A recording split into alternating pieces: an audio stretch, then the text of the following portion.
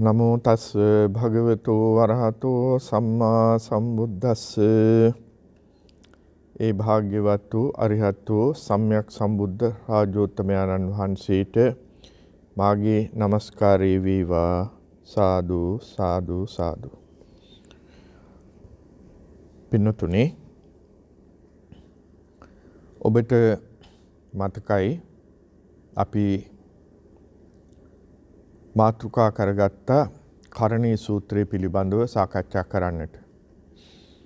විශේෂයෙන් මේ සූත්‍රය මාතෘකා කරගන්නට මා කල්පනා කළේ, එදා මම මතක් කළා වගේ අපි මේක හිසකෙස් ගානට අපි කියලා තියෙනවා, අපි සජ්ජායනා කරලා තියෙනවා.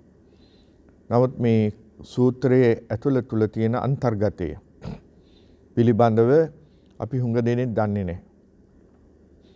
ඒ දැනුවත් බව ඔබට ඇති කළ දීමටයි මේ මෙත්ත සූත්‍රය මා සාකච්ඡා කරන්නට කල්පනා කළේ.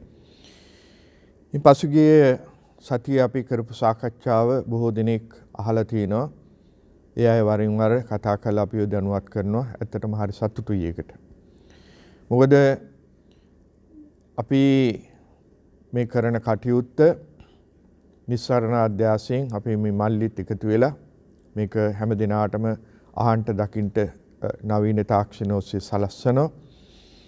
එබඳු ප්‍රතිචාර අපිව දිරිමත් කිරීමක්. ඒ වගේම අපිට සතුටක්.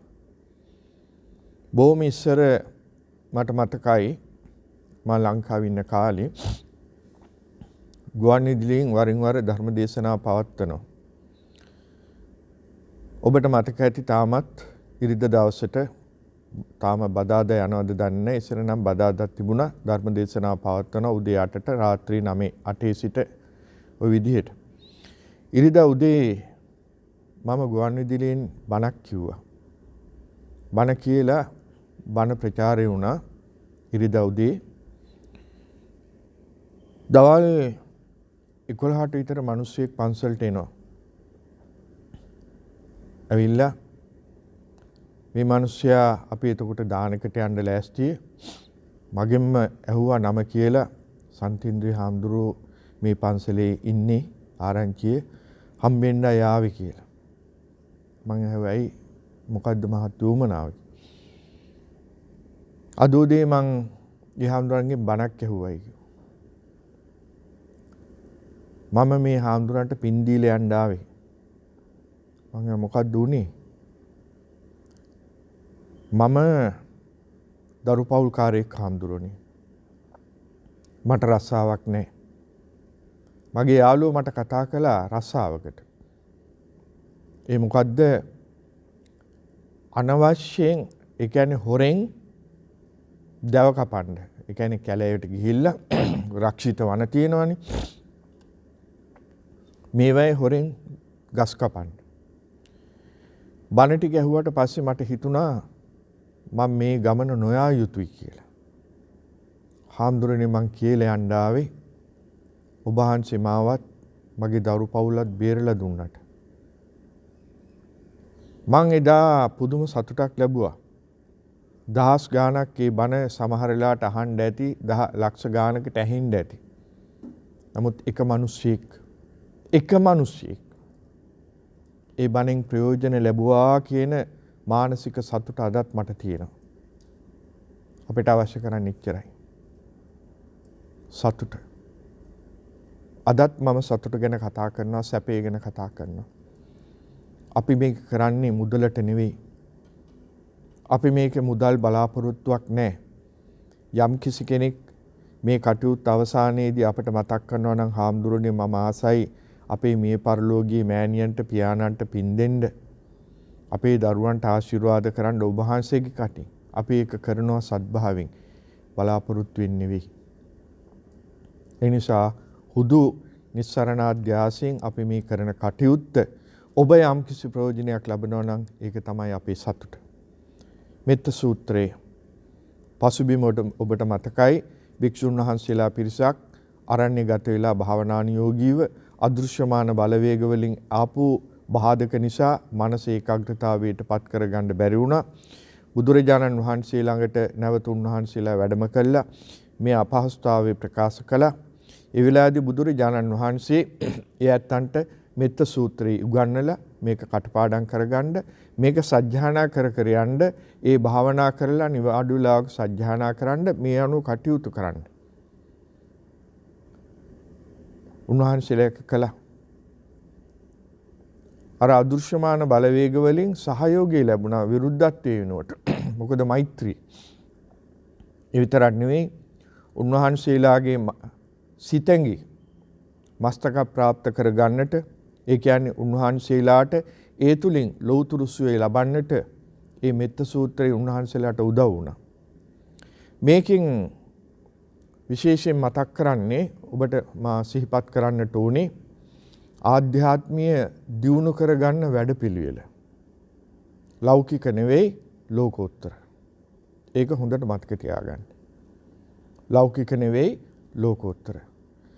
එතකොට ඔබ නිවන් මඟ පසක් කරගන්නට බලාපොරොත්තු වෙනවා නම් ඒ නිවන් මඟ පසක් කර ගැනීමේ ක්‍රමවේදය අනුගමනය කරන්නට ඕනේ පිළිවෙත මෙන්න මේක තුල තියෙනවා.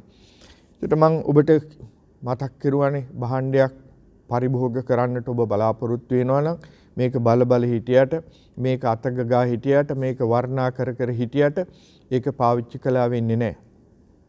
ධර්මයත් ඒ වගේ. ධර්මයෙන් ප්‍රයෝජනෙ ගන්න නම් ධර්මයේ කී හිටියට අනේ හොඳ බණක් ඇහුවායි කියලා සමහරු කියනවානේ. හරි වටිනවා හාමුදුරනේ බණ. හරි ෂෝක් බණ. හරි ලස්සන බණ. ඔහොම කියනවානේ. නමුත් ඒක අපි අපේ ජීවිතයට පුරුදු කරන්න ඕනේ. එතකොට තමයි ඒකෙන් ඵල අපට ලබන්නට පුළුවන්කමක් තිබෙන්නේ. ඒ වගේ මම ඔබට ගිය සතියේ මතක් කළා වචන දෙකක්. මොකද්ද? මේ ධහම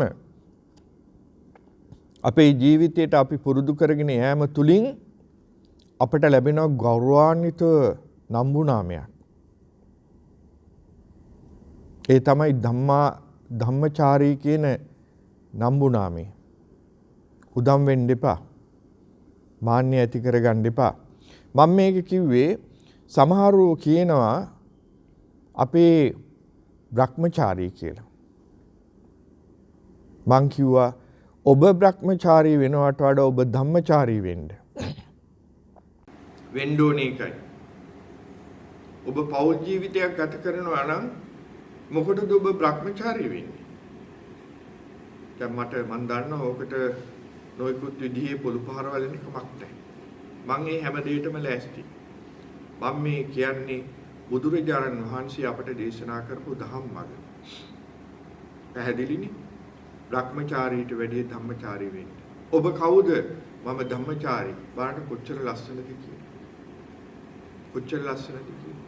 ඉතින් අද ඒ ධම්මචාරී වීම සඳහා අවශ්‍ය කරන වැඩපිළිවෙල තමයි මම ඔබට ප්‍රකාශ කරන්නට බලාපොරොත්තු වෙන්නේ. ඒකට නිවන් අවබෝධ කර ගැනීමට කරණීය මත්ත කුසලේන යන්තං සන්තම් පදං අபிසමෙච්ච කිව්වනේ. ওই ටික ගිය සතිය මතක් කළා. යම් මේ ශාන්ත පදයක් ඒ කියන්නේ නිවන අවබෝධ කර ගන්නට කැමැති තනත්තා විසින් පුරුදු කළගත යුතු ධර්මතාවයන් පිළිබඳව අපි කතා කරන්නේ. සක්කෝ උජූච සූජූච සෝචෝ චස්ස මුදු අනතිමානී කියලා ওই ටික කතා කළා. හොඳයි. දැන් සුපුරුදු විදිහට මගේ බෝඩ් එක ළඟටයි මම මේ යන්න හදන්නේ. ගණ්ඩ පොත. බණ පොත. අර ලියන පොත. පැන්සල හෝ පෑන අරගන්න. ලෑස්ති වෙන්න ලියා ගන්න. සැප ගැනනේ අපි කතා කරන්නේ. සැප ඕනේ. මේ සැප තමයි ලබා ගැනීමට අපි මේ මහන්සි වෙන්නේ. ඔබ රැකියාව කරන්නේ මොකටද? සැප ලබන්න. ඔබ ඉගෙන ගන්නේ මොකටද? සැප ලබන්න. අපි මහණුනේ මොකටද? ඒත් සැප ලබන්න. හරි? මේ ලෝකේ හැම මිනිසෙක් විතරක් නෙවෙයි. තිරිසන් සතත් කැමති සැපට. ඒ නිසා තමයි බුදුහාමුදුරු දේශනා කරන්නේ ලෝකයේ ස්වභාවය ජීවීන්ගේ ස්වභාවය ජීවිතකාමෝ අමරිතකාමෝ සුඛකාමෝ දුක්ඛපටික්කුලෝ. ජීවිතකාමෝ අපි ජීවත් වෙන්න කැමති. කවුද කැමති මැරෙන්න? දැන් බලන්න මේ වේසනකාරී තත්වයක් ලෝකේ තියෙනවා. හැම කෙනාම බියෙන් තැතිගෙන ඉන්නවා. ඇයි? රෝග බිය, ඊට පස්සේ අනිත් පැත්තෙන් මරණ බය. එහෙනම් අපි කැමති ජීවත් වෙන්න. ජීවිතකාමෝ, අමරිතකාමෝ අපි කවුරුවත් කැමති නෑ මැරෙන්න. තිරිසන් සතත් එහෙමයි.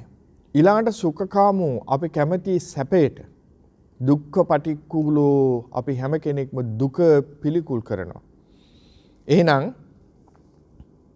ඔබ මම අපි හැම දෙනාම මේ හඹාගෙන යන්නේ මොකක් පස්සේද? වචන දෙකයි අකුරු දෙකයි සැප. කොහෙද ඕක තියෙන්නේ? කොතනද තිබුණේ? හම්බ වුණාද? ප්‍රශ්නය අපි සාකච්ඡා කරමු.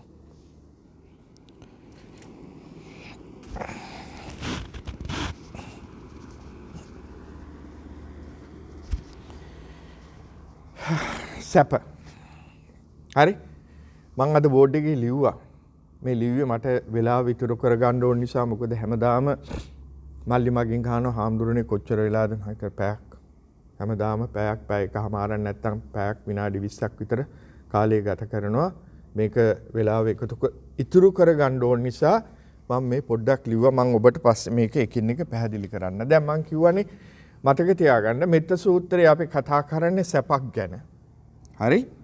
ඒ සැපය මේ ලෝකෝත්තර සැප නෙවෙයි. තේන්නානේ? ඒ සැපේ ලෝකෝත්තර සැප ලෝකෝත්තර සැපේ. පැහැදිලි? මේ ලෞකික සැප නෙවෙයි. ඒක මතක තියාගන්න. කර්ණී සූත්‍රයෙන් උගන්වන්නේ ලෝකෝත්තර සැපය ලෞකික සැපේ නෙවෙයි. හැබැයි අපි හැම කෙනෙක්ම හඹාගෙන යන්නේ මේ ලෝකේ මේ ලෞකික සැප. එතකොට සැප කොටස් දෙකයි ලෞකික ලෝකෝත්තර. පැහැදිලි? එතකොට මේ ලෞකික සැප ලබනවා අපි කුසල් තුලින්. අපි කියනවානේ කුසල් කරන්න කියලා. මොනවද?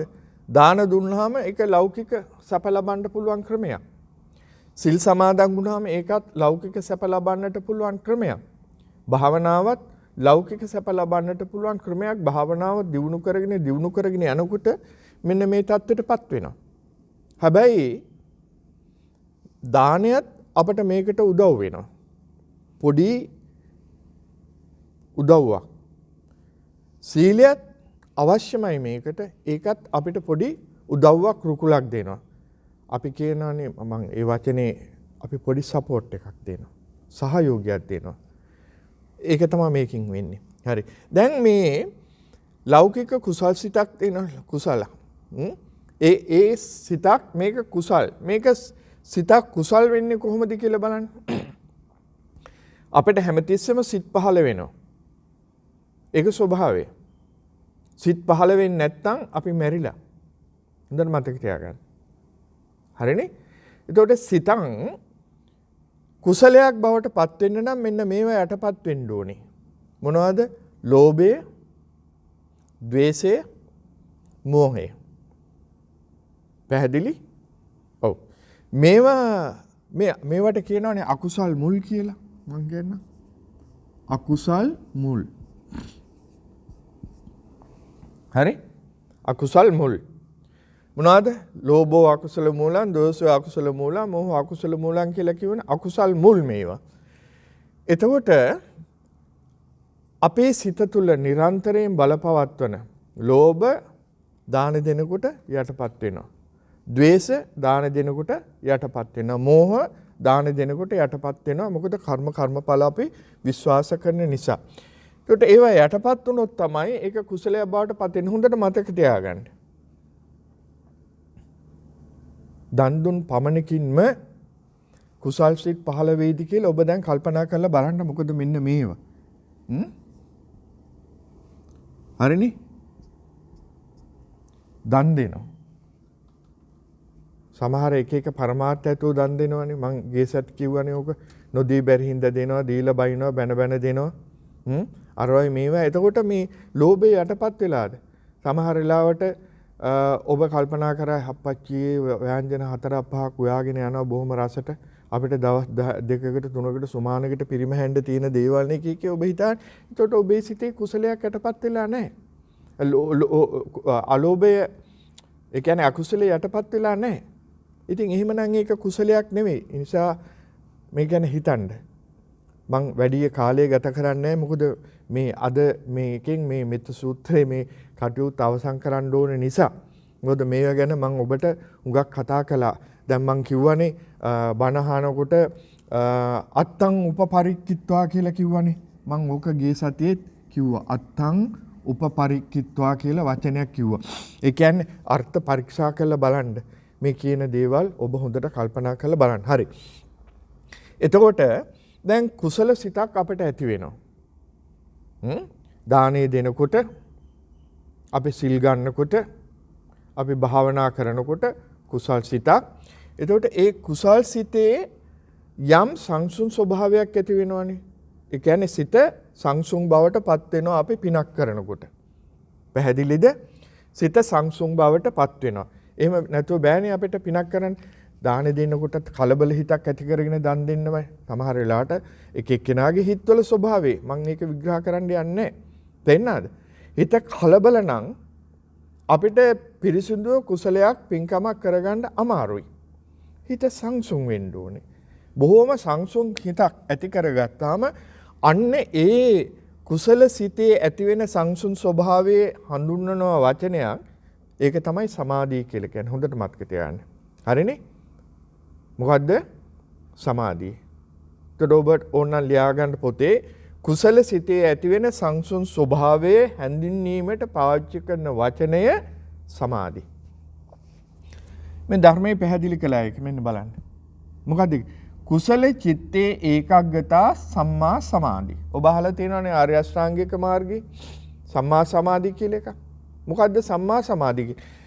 කුසල චිත්තේ ඒකාග්‍රතා. මෙන්න කුසල චිත්ත. ලෝභය නැති වුණා, ද්වේෂය නැති වුණා, මෝහය නැති වුණා. එතන කුසල සිතක්.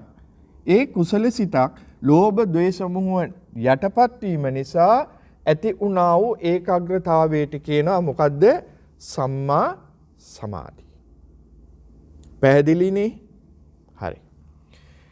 ඊළඟට දැන් මේ සමාධිය කියලා එකක් තියෙනවනේ මෙතන. ඔන්න මම මේක මෙතන ලියලා තියෙනවා. සමාධි.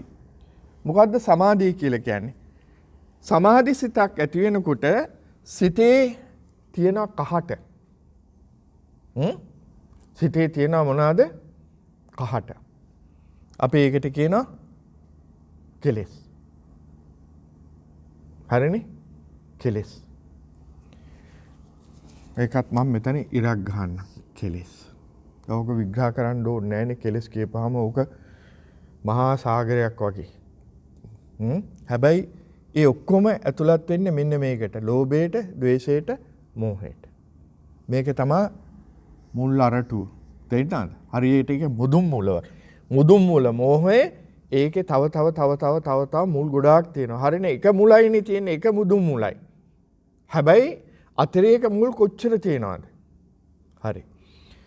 සමාධිය සිතේ ඇති වෙන ඒකාග්‍රතාවය. ඒ සිතේ ඒකාග්‍රතාවය ඇති වෙනකොට මොකද වෙන්නේ? කෙලෙස් මොකද වෙන්නේ? යටපත් වෙනවා. හරිනේ? මෙතෙන් කෙලෙස් යටපත් වෙනවා. ඒ යටපත් වීම හඳුන්වන්න පාවිච්චි කරන වචනේ තමයි තදංග. හරිනේ? කෙලෙස් යටපත් වෙන අවස්ථා තුනක් තියෙනවා. ඒකෙන් පළවෙනි එක එකයි මම මෙතන එක දැම්මේ. ඔය ලියලා තියාගන්න.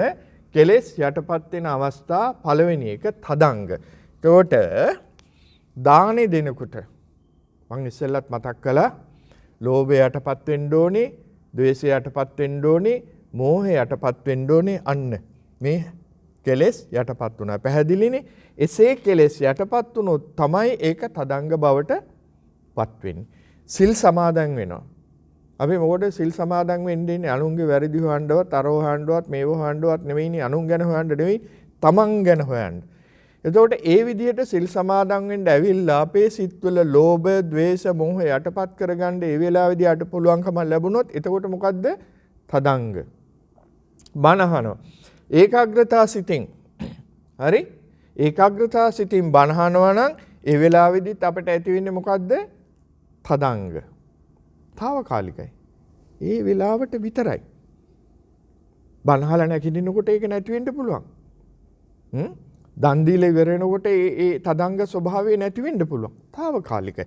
හැබැයි ඒ తాවකාලික යටපත් වීම හැඳුන්වන්න පාවිච්චි කරන වචනේ මොකද්ද? තදංග. දැන් මේ හිතේ සමාධියක් නේ තියෙන්නේ. දැන් මේ තදංග తాවකාලිකව සිත තුළ ඇතිවෙච්ච සමාධිය අපි ඒක බලවත් කරගන්න හදනවා. තේන්නානේ? බලවත් කරගන්න. අපි හිතමු පැන්ඩෝල් පත්තක් බොන ඔළුවේ කැක්කුමට. තදංග වශයෙන් යටපත් වුණා. තේන්නානේ? මදි. දොස්තර මහත්තයාට කියලා කියනවා ડોක්ටර් පැන්ඩෝල් මට ආන්සර් කරන්නේ නැහැ. එහෙනම් ડોක්ටර් කියනවා මොනවද? එහෙනම් පැරසිටමෝල් හරි වෙන මොකක් හරි එකක් ගන්න. මම දන්නේ ඊට වැඩි ලොකු තව මොන හරි පෙත්තක් දෙන්න පුළුවන්. ඒ වගේ දැන් අපි උත්සාහ කරනවා අරක ඊට වැඩි බලවත් තියාගන්න. අර චක්කුම පාලනය කරගන්න. දැන් සමාධිය හිතේ බලවත් පිහිටව ගන්න අපි උත්සාහ කරනවා. ඒකට තමයි පාවිච්චි කරන වචනේ මොකද්ද? ධානය. ඔන්න දැන් සමහරු මේකත් කතා කරනවානේ අපි ධානය ලැබුවයි කියලා. ඔය භාවනා මධ්‍යස්ථාන වලට ගිහිල්ලා එක එක හාමුදුරුවෝ යටතේ භාවනා පුරුදු වෙලා අපි දැන් පළවෙනි ධානය ලැබුවයි, දෙවෙනි ධානය ලැබුවයි, තෘතිය ධානය ලැබුවයි. අනේ හොඳයි. මම සතුටුයි. අපි සතුටුයි ඒකට. මොකද ඒක හරි අමාරුයි. සමාධිය බලවත් පවත්වා ගන්න. හැබැයි හොඳට මතක තියාගන්න මේ සමාධිය කියන එක වෙනස් වෙනවා. తాවකාලිකයි. తాවකාලිකයි. තේනානේ? මේක හැමතිස්සෙම බලවත්ව පවත්ව ගන්න මේ gedara dore දෛනික ජීවිතේ කටයුතු කරගෙන පුළුවන් කමක් නැහැ. මේක තේරුම් ගන්න ඕන හරියට. මේක හරියට තේරුම් ගන්න බැරි අය කොච්චර මුලා වෙලා තියෙනවද අපිට දුකයි කනගාටුයි. නමුත් කරන්න දෙයක් නැහැ. මොකද ඒක පහදලා දෙන්න ගියොත් ඒ ඇත්ත කියන්නේ හඳුරන්ට ඊර්ෂ්‍යාවෙන්නේ අර හඳුරන්ගේ ධර්ම දේශනාව ගැන. ඒ හඳුරන්ට ඊර්ෂ්‍යාවෙන්නේ අපි මාර්ගඵල ලැබුවට. අනේ ඇති ඊර්ෂ්‍යාවක් නැහැ මේ ඇත්ත කියන්නේ. හරි? එතකොට සමාධිමත් සිත ඒ සමාධිය බලවත්ව තහවුරු කරගන්න අපි උත්සාහ කරනවා. අන්න ඒකට තමයි අපි කියන්නේ ධානය කියලා කියන්නේ. එතකොට ධානයක් අපිට ලැබුණයි කියලා කියන්නේ හිත මොනවා වෙලාද? සමාධිය මොනවා වෙලාද? හොඳට බලවත් වෙලා. එතකොට සමාධියේ බලවත් ධානය ලැබුවයි කියලා කියන්නේ මොනවද? ලෝභ, ද්වේෂ, මෝහ යටපත් වෙලා. දැන් ඔන්න ඔබට තේරුම් ගන්න පුළුවන් ඔබ ධානලාභියෙක් නම් ඔබේ සිත තුළ මොනවද? ලෝභයේ තියෙන විදියකුත් නැහැ, ද්වේෂයේ තියෙන විදියකුත් නැහැ, මොහොතේ. හැබැයි මතක තියාගන්න මේක සම්පූර්ණ ප්‍රහාණය කළා නැහැ. තදංග ප්‍රහාණය. දැන් මම පස්සේ පැහැදිලි කරනවා යටපත් කළා. ඊළඟට දැන් මේ ධාන සිතක් අපිට මතුණාට පස්සේ මෙන්න එනවා ඊළඟට ධානයෙන් කෙලෙස් මතු නොවීම. පැහැදිලි? ධානයෙන් කෙලෙස් මතු නොවීම. රබර් බෝලයක් තියෙනවා. වතුරට දානවා. අතින් මම තද කරගෙන ඉන්නවා. හරි? අපි කියමු රබර් බෝලයේ කෙලෙස් කියලා. හරි? අත ධානයේ යනු. දැන් අර කෙලෙස් තදකරන්න පහඩ කරන්න මතු නොවන තත්ත්වයට මම වැඩ කරනවා නම් මොකද්ද කරන්න ඕනේ? ඒ කියන්නේ බෝලේ වතුරට දැම්මහම බෝලේ මතු පිට පාවෙනවා. මේක යට කරන්න නම් මොකද කරන්නේ? අතින් තද කරගෙන ඉන්නවා. හැබැයි මතක තියාගන්න අත අරපු ගාම මොකද වෙන්නේ? බෝලේ උඩට එනවා. අන්න ධානයේ හැටි. ධානයේ ඉන්න තාක්කල් මොකද වෙලා තියෙන්නේ? කෙලෙස් යටපත් වෙනවා. ඉතින් ඔබ තේරුම් ගන්න ධානලාභී කියලා කියපුවාම සෙල්ලම් නෙවෙයි. සෙල්ලම් නෙවෙයි. මොකද මේක කොයි වෙලාවෙ අරමුණු නිසා මේක ඉවර වෙන්න පුළුවන්. ගැස්සෙන්න පුළුවන්. හොඳයි. උට එසේ ධානයෙන් කෙලෙස් මතු නොවීම සඳහා යටපත් කරගෙන තබා ගැනීමට පාවිච්චි කරන වචනේ තමයි මොකද්ද? විස්කම්බන. පැහැදිලි? පළවෙනි එක තදංග අපි දන් දෙන වෙලාවේ සිල් සමාදන් වෙන වෙලාවේ භාවනාවක් කරන වෙලාවේ බණක් අහන වෙලාවේ බණ පොතක් කියවන වෙලාවේ බුදුන් වඳින වෙලාවේ තදංග වශයෙන් අපේ කෙලෙස් යටපත් වෙලා තියෙන්න පුළුවන්. ඊටත් වඩා අපි තහවුරුව යටපත් කරගන්නවා ධ්‍යාන අවස්ථාවේදී. එතකොට විස්කම්බන. හැබැයි මතක තියාගන්න ධ්‍යානයේ තියෙනකන් විතරයි මේක තියෙන්නේ. හරිනේ? අපි ඒකට කියනවා ලෞකික ධ්‍යාන කියලා. පැහැදිලි? ඒකට කියනවා ලෞකික කුසල සිතක් කියලා. හරි. ඊළඟට මොකද වෙන්නේ? දැන් මේ ධ්‍යානය අපි ලබනවනේ. මේක ලේසි නෑ. ධ්‍යානයක් ලබනවා කියන එක. කෝකත් ලේසි නෑ. සෑහෙන පරිචයක් පුරුදු කරලා සිත ඒක අරමුණක තියාගෙන ධ්‍යානයක් ලබනවා. කෙලෙස් මතු නොවීම සඳහා අපි ඇති කරගන්නවා. හරි? දැන් මේ ලබාපු ධ්‍යානය පිළිබඳවත් අපි හිතන්න ඕනේ. මොනවද හිතන්නේ? ඒකත් අනිත්‍යයි, දුකයි, ඊළඟට අනාත්මයි. අනිත්‍යයි කියලා කියන්නේ ඇයි? මං කිව්වනේ ධ්‍යානයේ ස්ථිර නැහැ. වෙනස් වෙන්න පුළුවන්. නැති වෙන්න පුළුවන්. ඒ නිසා අපි ඒක මෙනෙහි කරනවා අනිත්‍ය කියලා. එතකොට යමක් අනිත්‍ය නම් ඒක දුකයි. යමක් දුක නම් ඒක අනාත්මයි. ඒ කියන්නේ යන් නිච්ඡං තන් දුක්ඛං යං දුක්ඛං තදනත්තා. හරි. දැන් මේ තීරණය. එතකොට අනිත්‍යයි දුකයි අනාත්මයි කියලා අපි තීරණය කරනවා. ඒකෙන් කෙරෙන්නේ මොකෙන්ද? ප්‍රඥාවෙන්. මේ ප්‍රඥාව ඇති කරගන්න ඔන්න වඩන්න ඕනේ ක්‍රමය. මොකද්ද?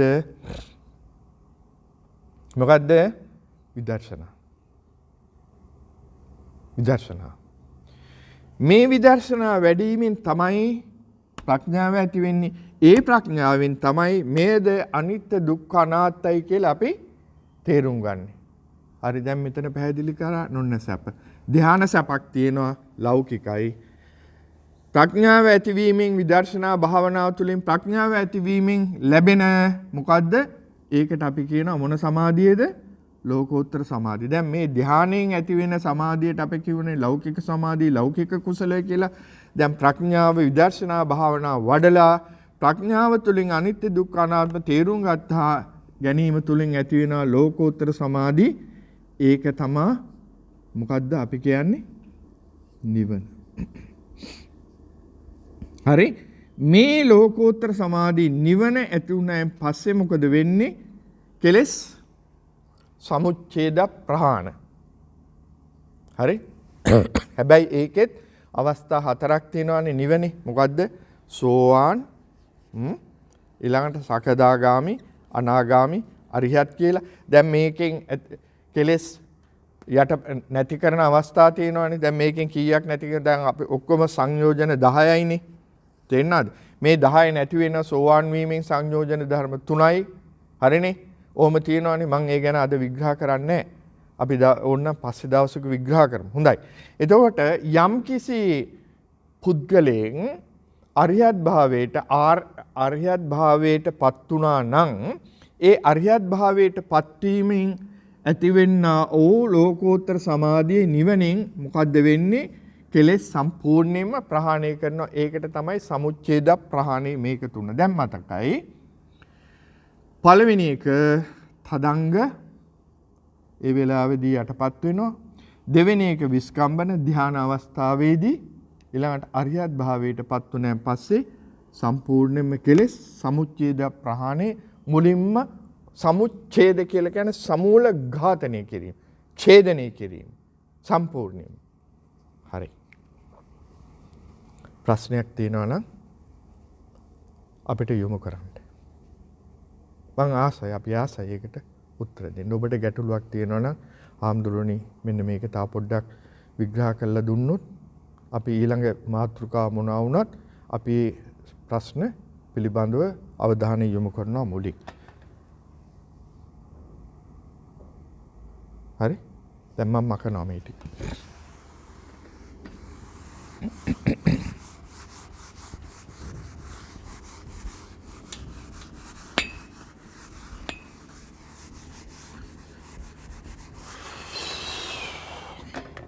කරණීය මත්ත කුසලේන යන්තං සන්තම් පදං අபிසමෙච්ච.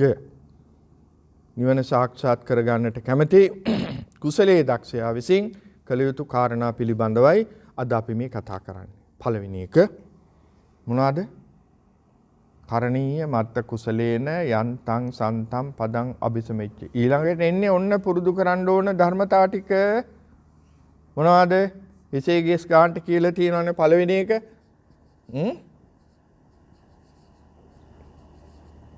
සක්කෝ. සක්කෝ. මොකද්ද සක්ක කියලා කියන්නේ? දැන් සක්කෝ කියපහම ඔබ කියන සක්ක. සක්කනේ. ඒක නෙමෙයි. සක්ක කියලා කියන්නේ දක්ෂතාවය.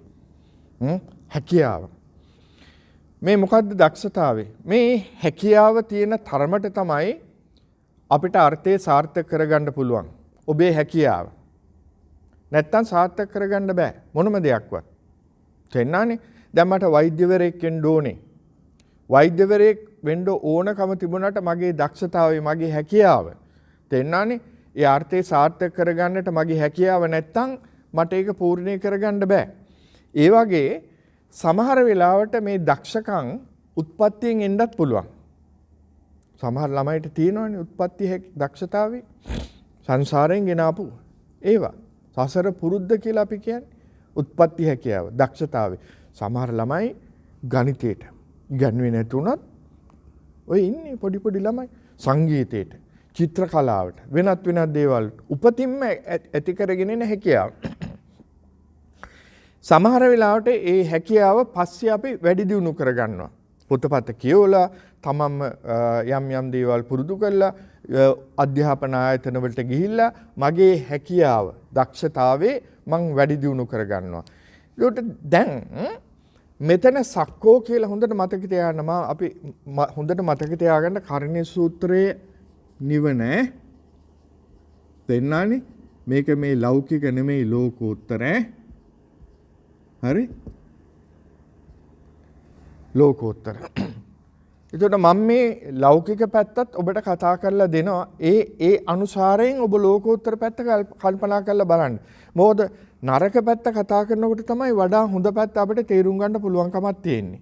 සක්කෝ නිවන අවබෝධ කරගන්නට සාක්ෂාත් කරගන්නට බලාපොරොත්තු වෙන පුද්ගලයා තුල පළමුවෙන්ම ඇති කරගත යුතු දේ තමයි මොකද්ද? දක්ෂතාවය. මම මේකට දක්ෂ වෙන්න ඕනේ. හැකියාවක් තියෙන පුද්ගලයෙක් බවට පත් වෙන්න ඕනේ. ඒක තමයි පළවෙනි එක. එයාගේ අරමුණ මොටිව් එක. මෙන්න මේකයි මගේ අරමුණ. මේ අරමුණ සඳහා මම දක්ෂ පුද්ගලයෙක් බවට පත් වෙන්න ඕනේ. ඒ හැකියාව ඔබ තුල පුරුදු කරගන්නට නැත්නම් මේ මූලික සුදුසුකම ඔබ තුල ඇති කරගත්තොත් තමයි ඔබට ඉදිරියට අනිත් වැඩ කටයුතු ටික කරගෙන යන්න පුළුවන්කමක් වෙන්නේ නැත්තම් අමාරුයි. හරි සක්කෝ කියලා කිව්වේ ඒකයි දක්ෂතාවය. ඔබ නිකන් ඒක ලියලට යන දක්ෂතාවය. මොකටද?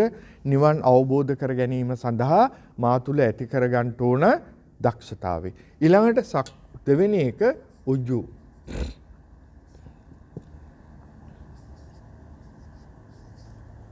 උජ්ජු කියලා කියන්නේ ඉර්ජු.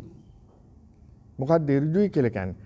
කුමන හේතුව නිසාවත් අපේ සිත වැරදි දෙයට නැමෙන්නේ නැති ස්වභාවය. හරි? වැරදි දෙයට නැමෙන්නේ. ඒක තමයි ඉර්ජු කියලා කියන්නේ. මොනම හේතුව නිසාවත්. හරි? සමහර වෙලාවට අපේ හිත දුර්වල වෙනවා. අපි කියන හිත දුර්වල කරගන්න එපා කියලා.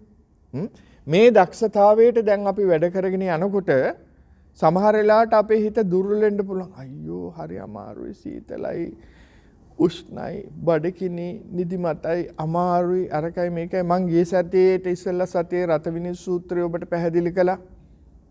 හරි?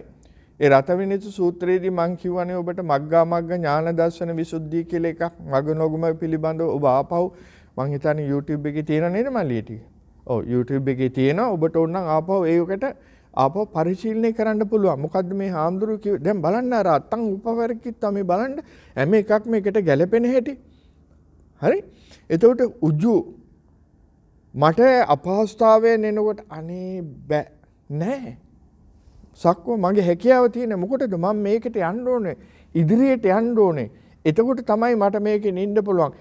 ඒ නිසා හිත දුර්වල නොවන අවස්ථාවට තමයි උජු කියලා කියන්නේ. දැන් මේ හොඳටත් මේක බලපානවා නරකටත් බලපානවා. හැබැයි මං කියවනේ මම මේ නිවන ගැන මේ කතා කරන්න කියලා හොඳට මතක තියාගන්න. අපි කෙලින් ඉන්නවා කියලා කියන්නේ ඔන්න ඕකට තමයි. ප්‍රතිපත්තියක පිට. නෑ මගේ ප්‍රතිපත්තිය මේකයි මම මේක කරන්නේ නෑ. හරි? නිවන් අවබෝධ කරගන්න බලාපොරොත්තු වෙන පුද්ගලයා මෙන්න මේ දේවල් වල පිහිටන්න ඕන. රයිට් මම මේකේ පිහිටනවා ආයි වැනෙන්නේ නෑ දුර්වල වෙන්නේ නෑ කියන හැඟීම උජු කියලා කියන්නේ එකයි ඍජු වෙනවා. කුමන හේතුව නිසාවත් වැරදි දෙයට නොනමන සිතක් ඇති කර ගැනීම. හරි තුන්වෙනි එක. සූජු. අරගම විශේෂත්වය. දෙන්නාද? අපේ හිත පුරුදු කරගෙන තියෙනවානේ. දැන් හිත පුරුදු කරගෙන යනකොට අපේ හිතේ කෙලෙස් යටපත් වෙනවා. හිත පුරුදු කරගෙන යනකොට දැන් මම ඉස්සෙල්ලා සමාධිය ගැන කිව්වා, ඒ මේවා ගැන කිව්වා. දැන් මේ එන්නේ එතෙන්ට. හරි? දැන් සක්කෝ හැකියාවේ දක්ෂතාවයේ පිහිටලා මම මෙන්න මේ විදිහට කටයුතු ඔබට දැන් ලැබෙනවානේ. දැන් මේකට අපි නිවන් අවබෝධ කර ගැනීමට යම් මගක් කරන්න ඉපයි පිළිවෙලක් තියෙනවානේ. අනුගමනය කරන්නට ඕනේ. ඒකනේ චතුරාර්ය සත්‍යයේ මාර්ග සත්‍ය හැටියට පෙන්නේ. මාර්ගය කියන්නේ පාරනේ. ඒ පාරේ අපි යන්න එපා. එතකොට දිට්ඨි සංකප්ප වාචා කම්මන්ත ආජීවෝ තියෙනවනේ. එතකොට ඕවා පුරුදු කරගෙන යෑමේදී ඍජු නෑ මම ඒක පුරුදු කරනවා අනිවාර්යෙන්.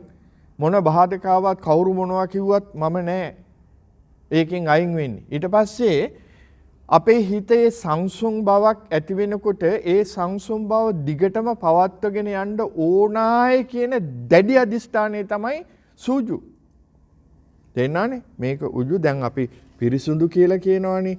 පිරිසුදු එකට සුපිරිසුදුයි කියලා කිව්වොත් මොකද වෙන්නේ නං? වඩා හොඳ එකක්.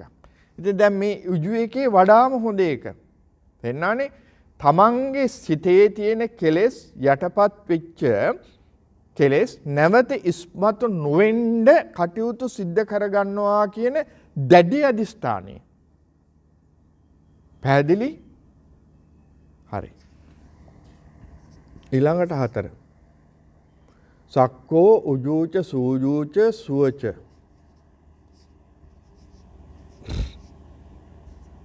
ඒක නම් දන්නවනේ. සුවච කියලා කියන්නේ කීකරුකම. කීකරු. මම මේක පොඩ්ඩක් මතක් කරන්න ඕනේ. දැන් මේ කීකරුකම අපි හැමෝටම තියෙන්න ඕනේ. භික්ෂුවට තියෙන්න ඕනේ. හාමුදුරුවමටත් කීකරුකම තියෙන තමන්ගේ ගුරුවරයාට. ස්වාමියාටත් කීකරුකම තියෙන්න ඕනේ. බිරිඳටත් කීකරුකම තියෙන්න ඕනේ. දරුවන්ටත් කීකරුකම තියෙන්න ඕනේ. ගුරු ගෝල ස්වාමි සේවක මේ ඔක්කොටම මේක හරියට බලපානවා. මොකද අපේ ආපහු මං කියන්න මේ ලෞකික පැත්ත නෙවෙයි අවධානය යොමු කරන්නේ ලෝකෝත්තර පැත්තට. හැබැයි ලෝකෝත්තර පැත්ත ගමන් කරන තැනට මොකටද එහෙනම් මේ සුවච බවක් තියෙන්න ඕනේ කීකරු බවක්? දැන් හිතන්නකො නිවන් මඟ අවබෝධ කරගන්න භාවනා කරගෙන යනවා. භාවනා කරගෙන යනකොට ගුරු උපදෙස් වුණනේ. ගුරු උපදෙස් ලබා ගන්නත් කීකරුකමක් තියෙන්න එපා. කීකරුකමක් අයියෝ එයා මොනවද දන්නේ මන් දන්න ඔයිට ඇඩි මම දැන් ත්‍රිපිටක විශාරදනේ. මම මේ ත්‍රිපිටකේ දැන් 10 පාරක් කියවලා තියෙනනේ ඕන ප්‍රශ්නයක් මගින් අහන්න මොන නෑ. ගුරුවරයා අපට යම් උපදේශයක් දෙනවා නම් අපි උපදේශي හිස්මුදින් පිළිගන්නට මම කීකරුකමක් මාව තුල තියෙන්නට ඕනේ. එහෙම නැත්තම් මට ඒක කරන්න බෑ. බුදුහාමුදුරුවෝ ළඟට ගිහිල්ලා අවවාදයක් ගන්න මම කීකරු පුද්ගලෙක් වෙන්න ඕනේ. ශ්‍රාවකයෙක් ළඟට ගිහිල්ලා අවවාදයක් ගන්න මාව තුල කීකරුකමක් තියෙන්නට ඕනේ. ඒකයි සුවචය කියලා කියන්නේ. මේක නැත්තම් අපිට බෑ මේ අර தත්ත්වයටපත් වෙන්න. වැඩ පිළිවෙල. හරි? ඊළඟට 5. මුදු. මුදු කියලා කියන්නේ ඇඟිල්ලට දාන ඒවා නෙවෙයි ඈ. මුදු කියලා කියන්නේ සිතේ ඇති කරගන්න මෘදු බව, මොලොක් බව, ගොරහැඩි නොවීම, මෘදු. සිනිදු වගේ. එතකොට සිත මොලොක් වෙන්නේ මොනවා නිසාද? සිත මොලොක් වෙනවා අපේ සිත තුළ බලපවත්වන කටෝර දේවල් ටික ටික අපෙන් ඉවත් වෙගෙන යනකොට අපේ සිත අපි නොදැනුවත්වම નિરાයාසයෙන් ඔටෝමැටිකලි අපේ සිත මෘදු භාවයට පත් වෙන්න පටන් ගන්නවා. තේන්නානේ? සිතේ තියෙන මොලොක් ස්වභාවය. එතකොට ඕන කෙනෙකුට පුළුවන් දැන් සුවචනේ ඊළඟට ඕන කෙනෙකුට පුළුවන් ඒ පුද්ගලයාට අවවාදයක් කරන්න අනුශාසනාවක් කරන්න. මොකද හිතේ ගොරෝසු ස්වභාවයක් නැහැ. හැබැයි මතක තියාගන්න මේක බියගුළුකම නෙවෙයි. බියගුළුකම නෙවෙයි. සමහර කෙනෙක් කියන්න පුළුවන් තේන්නාද? මේ මෘදු හිතේ මොලොක් ස්වභාවයක් තියෙනවා. දැන් අපි කියනවානේ උණු වෙන හිතක් තියෙනවයි කියලා. මෙන්න මේක තමයි ඒ කියන්නේ. තේන්නාද? හරි? දැන් කෙනෙක් ඔබට කියන්න පුළුවන් මොනවාටද අප්පා ඔහොම ඉඳලා හරියන්නේ ඔහොම ඉඳලා කරන්න බෑ. බල ඉන්නේ නැතුව අනිනවා ওই දෙකක්. සමහර කියනවා. වැඩේ ඉවරයි. ඔබ කල්පනා කරලා බලන්න. මොකද්ද මේ වෙන්නේ? මොකද්ද මේ කිව්වේ? සමහර විට අපි දන්නේ නැතුව අපේ දේවල් වලට පෙට්‍රල් වක් කරනවා. එයා කරන්නේ ඒක. අපි නොදැනුවත්වම අපේ සිත පහළ තත්ත්වයට වක් කරන්න වැඩ කරන්න උත්සාහ කරනවා. මේක අපි තේරුම් ගන්න ඕනේ. තේරුම් අරගෙන අපි සිතේ මොලොක් ස්වභාවය ඒක බියගුළුකම නෙවෙයි, නිවටකම නෙවෙයි, න්‍යාලුකම නෙවෙයි. තේන්නානේ? ඒක මගේ නිර්වාණ අවබෝධය සඳහා උපකාර වෙන ධර්මතාවයක් කියන එක අපි තේරුම් අරගෙන කටයුතු කිරීම අපිට වටිනවා. ඒක තමයි මුදු කියලා කිව්වේ. ඊළඟට 6 වෙනි එක. 6 වෙනි එක අනිතිමානී.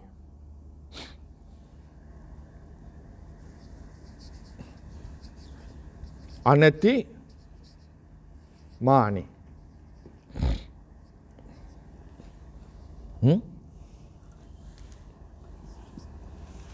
අනතිමානී කියලා කිව්වේ නිහතමානී වීම. හරි? නිහතමානී. මේක හරි වටිනවා. ඇයි? මේ හරි මේ ඔක්කොම වටිනවා. ඔක්කොම වටිනවා. මොකටද අපි නිහතමානී වෙන්නේ? හරි. මාන කියලා කියන්නේ මොකටද? මාන කියලා කියන්නේ මනිනවා. මනිනවා. මාන කියන්නේ මිම්ම. හරිනේ? මිම්ම. හීනමාන, සෙය්‍යමාන, සදිසමාන කියලා ඕකේ කොටස් තුනක් තියෙනවා. මම ඒක වැඩි විස්තර කරන්න යන්නේ නැහැ. තේරෙනවද? හරි? දැන් මෙතනදී මේ මනින ස්වභාවය අපි මතක් කරගන්න ඕනේ. මේකේ ප්‍රමාණයක් තියෙනවා. මොකද්ද ප්‍රමාණය? අපි මනිනවා. මනින්න නිමිත්තක් තියෙන්න එපායි. ඒ නිමිත්තේ වර්ණයේ හැඩය අනුව තමයි ඒ ප්‍රමාණය අනුව තමයි මේ මාන්නය අපිට ඇති වෙන්නේ. පැහැදිලිද? නිමිත්තක පවතින වර්ණයේ සහ හැඩයේ ප්‍රමාණය අනුව අපේ සිත තුළ මාන්නය ඇති වෙනවා. දැන් නිදර්ශනයක් හැටියට මාන්නය. දැන් ඔබ පිළිබඳව මාන්නය ඇති වෙන්නේ කොහොමද? ඔබේ උගත්කම් පිළිබඳව, ඊළඟට ඔබේ වතගොත පිළිබඳව, ඔබේ සම්පත් පිළිබඳව, নানা ප්‍රකාර දේ පිළිබඳව ඔබට මාන්නයක් ඇති වෙන්න පුළුවන්. එතකොට ඒකේ හැඩයක් තියෙනවනේ, වර්ණයක් තියෙනවනේ. මොකද්ද හැඩේ? මොකද්ද වර්ණේ? හරි. දැන් අපි කියමු BA සහතිකයක් තියෙනවා. දැන් සමහරුන්ට මේකට ඔනස්ට් කියලාත් එනවා නේද? BA honest. ඇමල්ලි. ඈ? ඔව්. එතකොට මට තියෙන්නේ BA තව මගේ යාළුවාට තියෙනවා BA honest. එයාට BA ගෞරව. අනේ මට ඒක ලැබුණේ අන්න ඇති වුණා. දැන් බලන්න. එක සහතිකේ එක අකුරකින් වෙනස් වුණා මිම්මක් ආව එතනට. දැන් ඒ මිම්මනේ අන්න උගත්කම. හරි? තව එක්කෙනෙකුට රූපය. ওই විදිහට මේක යනවා. දැන් මේකට හොඳම නිදර්ශනය සාරිපුත්ත හාමුදුරන්ගේ කතන්දරයක් තියෙනවා. මොකද්ද සාරිපුත්ත හාමුදුරුවෝ? ඔබ දන්නවනේ ධම්සෙනෙවි සැරියුත් ධර්ම සේනාධිපති. සාරිපුත්ත හාමුදුරුවෝ දවසක් උදේ මිදුල අමදිනවා. අපි අතු ගන්නවා කියන වචනයට පාවිච්චි කරන වචනේ අමදිනවා. උදේ මිදුල අතු ගගා ඉන්නවා ඇමදෙමින් සිටිනවා. උන්වහන්සේගේ සිවුරු කොනක් බිම ගෑවෙනවා. උන්වහන්සේ දැක්කේ නෑ මේක. උන්වහන්සේ අතු ගාන සිවුරු කොනක් බිම ගෑවෙනවා. එදා මහාන වෙච්ච පොඩි හාමුදුරු නමක් මේක දකිනවා. උන්වහන්සේ මහ පොඩි හාමුදුරු එදා මහාන වෙලා තියෙන්නේ. සාරිපුත් හාමුදුරන්ට ගිහිල්ලා වැඳලා කියනවා ස්වාමීන් වහන්සේගේ සිවුරු කොන බිම ගෑවෙනවා.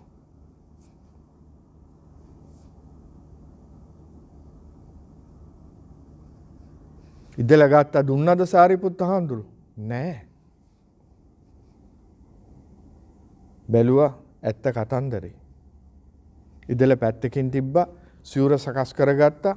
බුදුහාමුදුරු ඉන්න පැත්තට වැඳලා කියනවා එදා මහාන වෙච්ච පොඩි හාමුදුරන්ගෙන් වුණත් මට අවවාදයක් ලැබෙනවා නම් මම ඒක ඉස්මුදුනින් පිළිගන්නවා.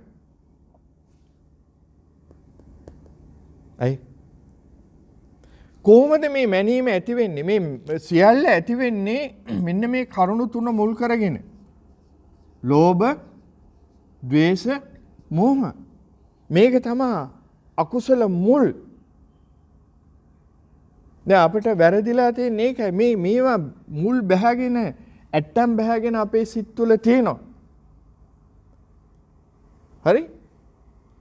නිවන අවබෝධ කරගත් ආර්යයන් වහන්සේලා තුළ මේවා නැහැ. එහෙනම් කෝ මිම්මක්?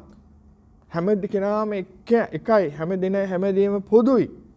ඒ නිසා තමයි සාරිපුත්ත හාමුදුරුවෝ කතන්දරේ කිව්වේ. අද බලන්න අපිට ඕක කිව්වා නම් පොඩි හාමුදුරු කෙනෙක් ඇවිල්ලා ඔබ වහන්සේගේ සිවුර කොන බිම හැන්නා මෙතන සිවුර කියන්නේ කියලා. තාත්තලත් එහෙමයිනේ අම්මලත් එහෙමයිනේ. අපේ කොච්චර වැරදි තියනවද? පොඩි දරුවෙක් අම්මට කතා කරලා කියයි අම්මා ඔක කරන්න එපා. That's unfair, don't do it. පොඩි උන් කියන. අම්මට කේන්ති යනවා. තාත්තට කේන්ති යනවා. බිරිඳ කියනවා මේක කරන්න එපා. එතකොට මං ස්වාමී ඇයි එයා කොහොමද මට උගන්වන්න දෙන්නේ? ඔය තමයි අපේ ප්‍රශ්න. මේ නිසා තමයි. ඒ නිසා තමයි අපි හිතන්නේ මම උගතෙක් මම జగතෙක් කියලා. මාන්නේ. අර කවුද කිව්වනේ මම හරි උගතා මම හරි జగතා සිතනා මිනිහා පිස්තන ඔබ දාගන්න එකට. ඕක තමයි කතන්දරේ. මාන්න. තේන්නානේ?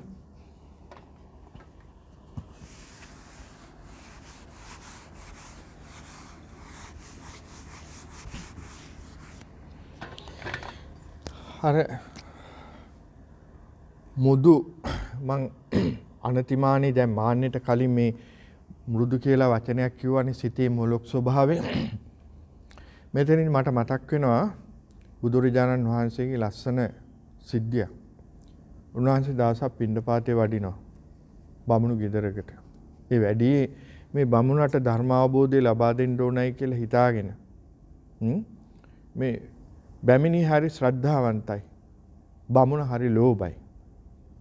වෙනත් ආගමක් අදහන බුදුහාමුදුරුවෝ මේ ගෙදරට පිණ්ඩපාතේ වැඩියා. මේ බමුණ මේ බලාගෙන ඉඳලා බුදුහාමුදුරන්ට බනිනවා බැනගෙන යනවා. මුඩු මහනෝ අනුන්ගෙන් ඉල්ල ගන්න දෙනවා. මොකක්වත් වැඩක් පලක් කරගන්න නැතුව කම්මැලි කමට බයිනවා. බුදුහාමුදුරුවෝ ඔක්කොම අහගෙන හිටියා. අහගෙන ඉඳලා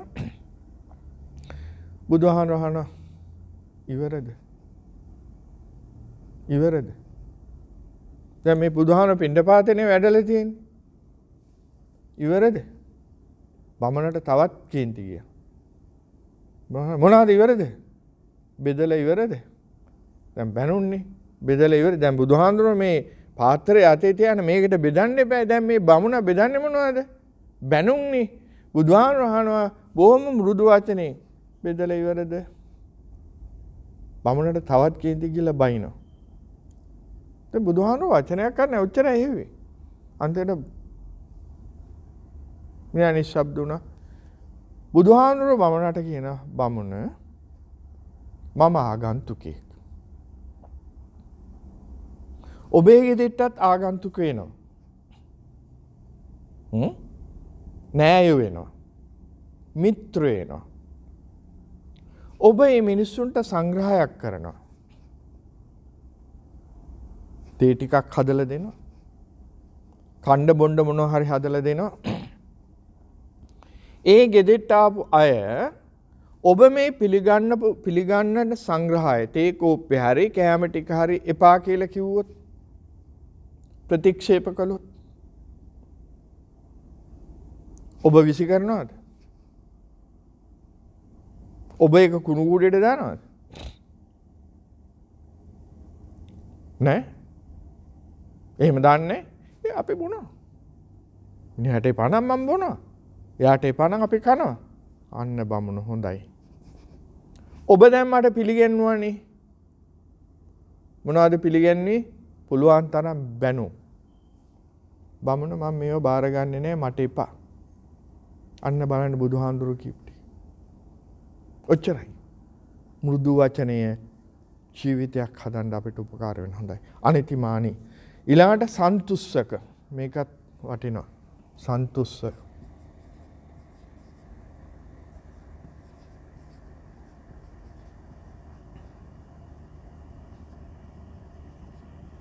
සන්තුස්සකෝ සතුට. සන්තුස්සක ලද දෙයින් සතුට වෙන එක. නිවන මතක තියාගන්න. නිවන් අපේක්ෂාවෙන් කටයුතු කරන තැනැත්තා හෝ තැනැත්තිය Tamanට ලැබිච්ච දෙයින් සතුටටපත් වෙන්න ඕනේ. ඒකයි සන්තුස්සක කියලා කිව්වේ. අද අපිට නැත්තේත් ඕකනේ. ඇයි? අපේ සිත බර වෙලා තියෙනවා. මොනවද බර වෙලා තියෙන්නේ? කෙලෙස් වලින්. මේ කෙලෙස් වලින් බර නිසා අපට ලැබිච්ච දෙයින් සතුටු වෙන්න බෑ. ඒ නිසා සතුට කරන්නේ සතුටට උනේ මොකද්ද?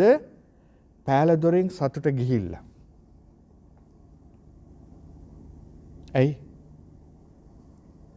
අපට මදි. ලැබිච්ච දේ තෘප්තිමත් වෙන්න බෑ. ඒ නිසා අපි තුල දාහය, දැවිල්ල, පිච්චීම, අතෘප්තිය මේ සියලු දේම අපි තුල තියෙනවා. ලැබිච්ච දේෙන් සතුටු වෙන්න බැරිකම.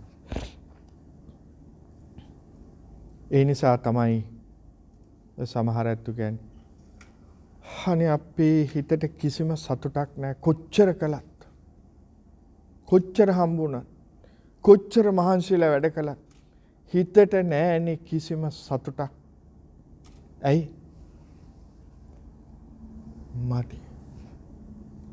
මදි. ඌනෝ ලෝකෝ අතිත්තෝ තණ්හා දාසෝ බුදුහාඳුරෝ දේශනා කෙරුවා. ලෝකේ ස්වභාවය තණ්හා දාසෝ තණ්හාවට දාසියෙක් වෙලා අපි ඌනෝ මදි අතිත්තෝ අතෘප්තිකර. හරියට පිපාසයට ලුණු වතුර බොනවා වගේ. ඔක තමයි ඇත්ත කතන්දරේ. නිවන් අවබෝධ කරගන්නට බලාපොරොත්තු වෙන තැනැත්තා විසින් කල යුත්තේ මොකද්ද? Tamanට ලැබුණේ මොකද්ද? ඒ ලැබිච්ච දෙයින් සතුටටපත් වෙන්න. අපිට ලැබෙනවා සිව්පසේ චීවර, පිණ්ඩපාත, සේනාසන, ගිලන්පස. ලැබුණේ මොකද්ද සතුටු වෙන්න? ලැබුණේ සූර මේක ටෙට්‍රන්ද කොටන්ද මොනවද අරවද මේවද බලන් දෙපා සතුටු වෙන්න. ලැබිච්ච දානේ ලුණු රහද ඇඹුල් රහද මිරිස්ද අරවද මේවද එපා ඒක සතුටු වෙන්න. ලැබුණේ ගිලම්පසට සීනි හරිද වැඩිද කොත්තමල්ලිද අරවද මේවද එපා ලැබුණේ මොකක්ද ඒකෙන් සතුටු වෙන්න. ඒකෙන් සතුටු වෙන්න බැරි නම් හැමතිස්සෙම කල්පනා කරනවා මොනවද කල්පනා මේ මිනිස්සයාට දන් ටිකවත් හරියට ගෙනත් දෙන්න බෑනේ ලුණු ඇඹුල් ටිකවත් දාන්න එපයි මේකට අපි කියවනවා ලැබුණේ මොකද්ද සතුටු වෙන්න. ඒක තමයි සන්තුට්ටි පරමන් ධනං කියලා කිව්වේ. තේරුණානේ? එතකොට මොකද වෙන්නේ? අපේ දැන් පුහුදුන් සිතේ හැටි අපේ සිත තුළ නිතරම දාහේ දැවිල්ල පිච්චිල්ල අතෘප්තිය. නමුත් සිත ටිකෙන් ටික කෙලෙස් වලින් විනිර්මුක්ත වේගෙන යනකොට ඒ කියන්නේ කෙලෙස් ටිකෙන් ටික අඩු වේගෙන යනකොට සිතේ සතුට පිරී ඉතිරී යන්න පටන් ගන්නවා. ඒක ලෞකික සතුට නෙමෙයි ලෝකෝත්තර සතුට.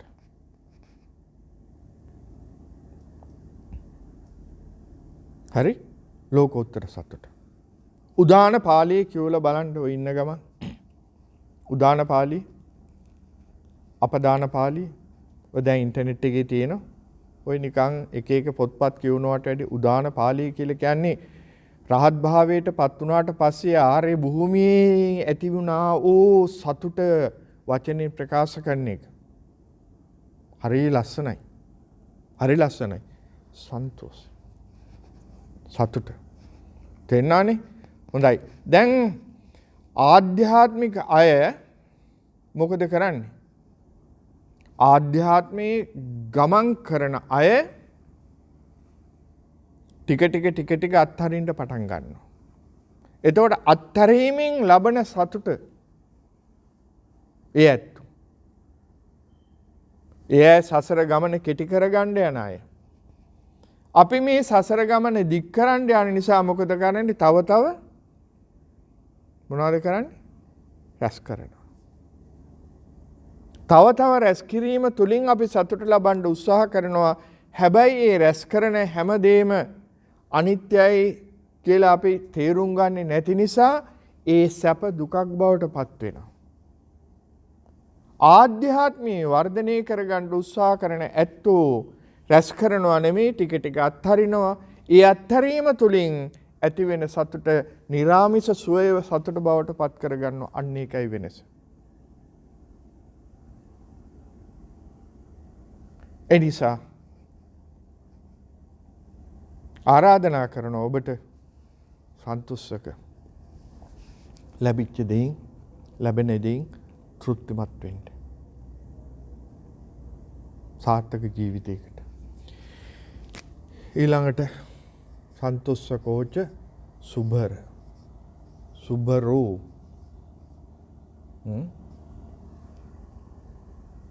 මේක හරිනේ බර. සුභර කියලා කියන්නේ පහසුවෙන් පෝෂණය කරන්න පුළුවන්කම. මේකත් හරි වටිනවා නිවන් අවබෝධ කරගන්න බලාපොරොත්තු වෙන පුද්ගලයා. මොකද පහසුයි. තේරෙනවද? පොට්ටනි ගහගෙන නැහැ. බොහොම පහසුයි. එදිනෙදා ජීවිතේට අවශ්‍ය කරන දේ විතරයි තියෙන්නේ. වෙන දෙයක් නැහැ. පහසුවෙන් පෝෂණය කරන්න පුළුවන් කියලා කියන්නේ ඒකයි. ඒතකොට නිවන් මාර්ගයට පිළිපද්ද පුද්ගලයා පහසුවෙන් පෝෂණය කළ හැක්කෙක් වෙන්න ඕනේ. නැත්තම් අමාරුයි. එතකොට මොකද එහෙම වෙන්නේ? ඒක තමයි පිළිවෙත. එහෙම නැත්තම් පහසුවෙන් පෝෂණය කරන්න බැරි වුණොත් කොච්චර දුන්නත් මදි මං ඉස්සෙල්ලා කියන අතෘප්තිය. සමහර වෙලාවට අපි හාමුදුරු ගැන හිතන්නකෝ. මිනිස්සෙක් වුණ පන්සලට යන්න හදන යාළුවෙක් හම්බ වෙනවා. කොහෙද යන්නේ පන්සලට? අබෝ යන්න එපා. හවල් හාමුදුරු. වැඩක් නෑ ගියාට කොච්චර දුන්නත් මදි ඉල්ලනවා. දායක මහත්තයා ආපු එක හොඳයිනේ. මේ ආවාසයේ පටන් ගන්නයිනේ හදන්නේ. කීයක් හරි දෙන්නකෝ. ඉල්ලනවා. යන්න එපා. පොකට් එකටයි වදින්නේ. ඔන්න අපි නිසා. සුබරනේ. තේන්නද? අර බුදුහාමුදුරුවෝ අපට දේශනා කරුවේ මොකද්ද? මල නොතලා මොනවා ගන්නද? රොන් ගන්න බඹරෙක් වගේ ජීවත් වෙන්න. මල නොතලා. එතකොට අපිව පෝෂණය කරන්න පහසුයි. ඒක තමයි වෙන්න ඕනේ. ඇයි අපේ අරමුණ නිවන. ගොඩ ගහගන්න එක නෙමෙයි අත්තර ලබන සතුට මිසක් රැස් කිරීමෙන් ලැබුණ සතුට නෙවෙයි. ඒ නිසා අපි මතක් කරගන්න ඕනේ මේ වෙලාවේදී පින්වතුනි මේ ව්‍යසනකාරී තත්වයක්නේ. මේ ව්‍යසනකාරී තත්වයේදී අපි අපේ ජීවිතය සුබර කරගන්න. විශේෂයෙන් මම දරුවන්ට මතක් කරන්න ඕනේ මේ වෙලාවේදී දෙමව්පියන්ට බරක් වෙන්න එපා. For the children, I have to tell you, please don't be a burden to your parents. Don't be a burden. Don't demand asking this and that. Be satisfied what you get. That's the main thing that we can do these days. Not only these days, if you continue that, you will be happy. Subara, අපට ඕන කරන්නේ ඒක. So keep that in mind. අලුත් දෙයක් අපි හොයාගෙන යනවා. මම ඉස්සෙල්ලා කිව්වා වර්ණයේ හැඩය අපේ ජීවිත හුඟක් වෙලාවට වෙනස් කරනවා කියලා. බර නැති ජීවිතයක් ගත කරන්න අපි උත්සාහ කරන්න ඕනේ. ලෝකෙට බරක් වෙන්න එපා. සමාජයට බරක් වෙන්න එපා. එතකොට ඒ බරක් නැතුව ජීවත් වෙන්න නම් අපි කොයි විදිහටද කටයුතු කරන්න ඕනේ? සමහර වෙලාවට ප්‍රශ්න අපි නිදර්ශනයක් ගමුකෝ. සුබර අපි දැන් මන් දරුවන්ට කිව්වනේ don't be a burden to your parents. අමාරුයි මේ කාලේ. ලැබිච්ච දෙයින් සතුටු වෙන්න සන්තුෂ්ක. තේරෙනවද? නමුත් ළමයි ඩිමාන්ඩ් කරනවා. සමහර වෙලාවට බිරිඳ ඩිමාන්ඩ් කරනවා. අපි යමු කැම ටිකක් කන්න. සමහර වෙලාවට කියනවානේ ඩිනර් අවුට්. තාත්තා කියනවා නෑ නෑ ගෙදර තියෙන දේ මොන හරි කමු. එතකොට අම්මත් කියන අනේ නෑනේ ඉතින් අල්ලපු ගෙදර මිනිස්සුත් ඊයේ ගිහිල්ලා ආවා අපිත් යමුකෝ ඉතින්. එයාත් කල්පනා කරනවා ඉතින් අපිත් තත්ත්වය තියාගන්න දෙපයි. හරි කොහෙද යන්නේ? සිටි එකේ හොඳ රෙස්ටොරන්ට් එකක් කරලා තියෙනවා ගිය සතියේ යමු එතෙන්ට. මොනවද කන්නේ? පිට්සා. හරි. අල්ලපු ගෙදර මිනිස්සුත් ගියානේ රෙස්ටොරන්ට් එකට. එයා ගිහිල්ලා ඇවිල්ලා පොඩි උන්ට කියලා තියෙන ඒ ගෙදර පොඩි එකක් කිව්වලු අපි ගියා අයියේ අර රෙස්ටොරන්ට් එකට අලි තතයි ඒකේ පිත්තා. දැන් තාත්තට කියන තාත්තයා පිත්තා. ඉතින් අරුත් ගියා නම් අපිත් යන්න දෙපයි. ඉතින් සෙන්ටර් ලින්ක් එකේ අර ටොල් එකත් ගෙවාගෙන රෙස්ටොරන්ට් එකට ගිහිල්ලා පිට්සා කාලා එනවා. අර රෙසිපි එකමයි. තේරෙනවද? ඩෝස් 100කට වැඩි මුදලක් ඒකේ ගෙවුවා. අර රෙසිපි එකමයි. හැබැයි ඔය යන අතරතුරේදී පිට්සා කඩ කීයක් පහු කරගෙන ගියාදී හැම පිට්සා කඩේකම ලොකු බෝඩ් එකක් දාලා තියෙනවා any large pizza $9.99. දැන් ඔබ කල්පනා කරයි ආම්දුරොත් නිකන් හිටියට පිස්සා කඩ වලට රිංගනවා කියලා නෑ. පාරේ යනකොට දකින්න බෝඩ්. දැන් මම මේ කියන්න හැදුවේ මේකයි. දැන් බලන්න ඔබ කරපොත් දෙක. මේවා ගැන හිතන්න ටිකක්. තේන්නද? මාන්නේ තිබුණට අපරාධේ. අපිට ඊට වැඩි හුඟා දේවල් කරන්න තියෙනවා. මම මේ දරුවන්ට කියන්නේ හැමතිස්සෙම don't waste even a drop of water. ඇයි? අද ලෝකෙ වතුර බිඳක් නැතුව වතුර බින්දු හොයාගෙන වතුර ටිකක් හොයාගෙන කිලෝමීටර් ගණන් පයින් යන දරුවෝ අපි දැහැට දැකලා තියෙනවා රූපවාහිනිය මාධ්‍යේ.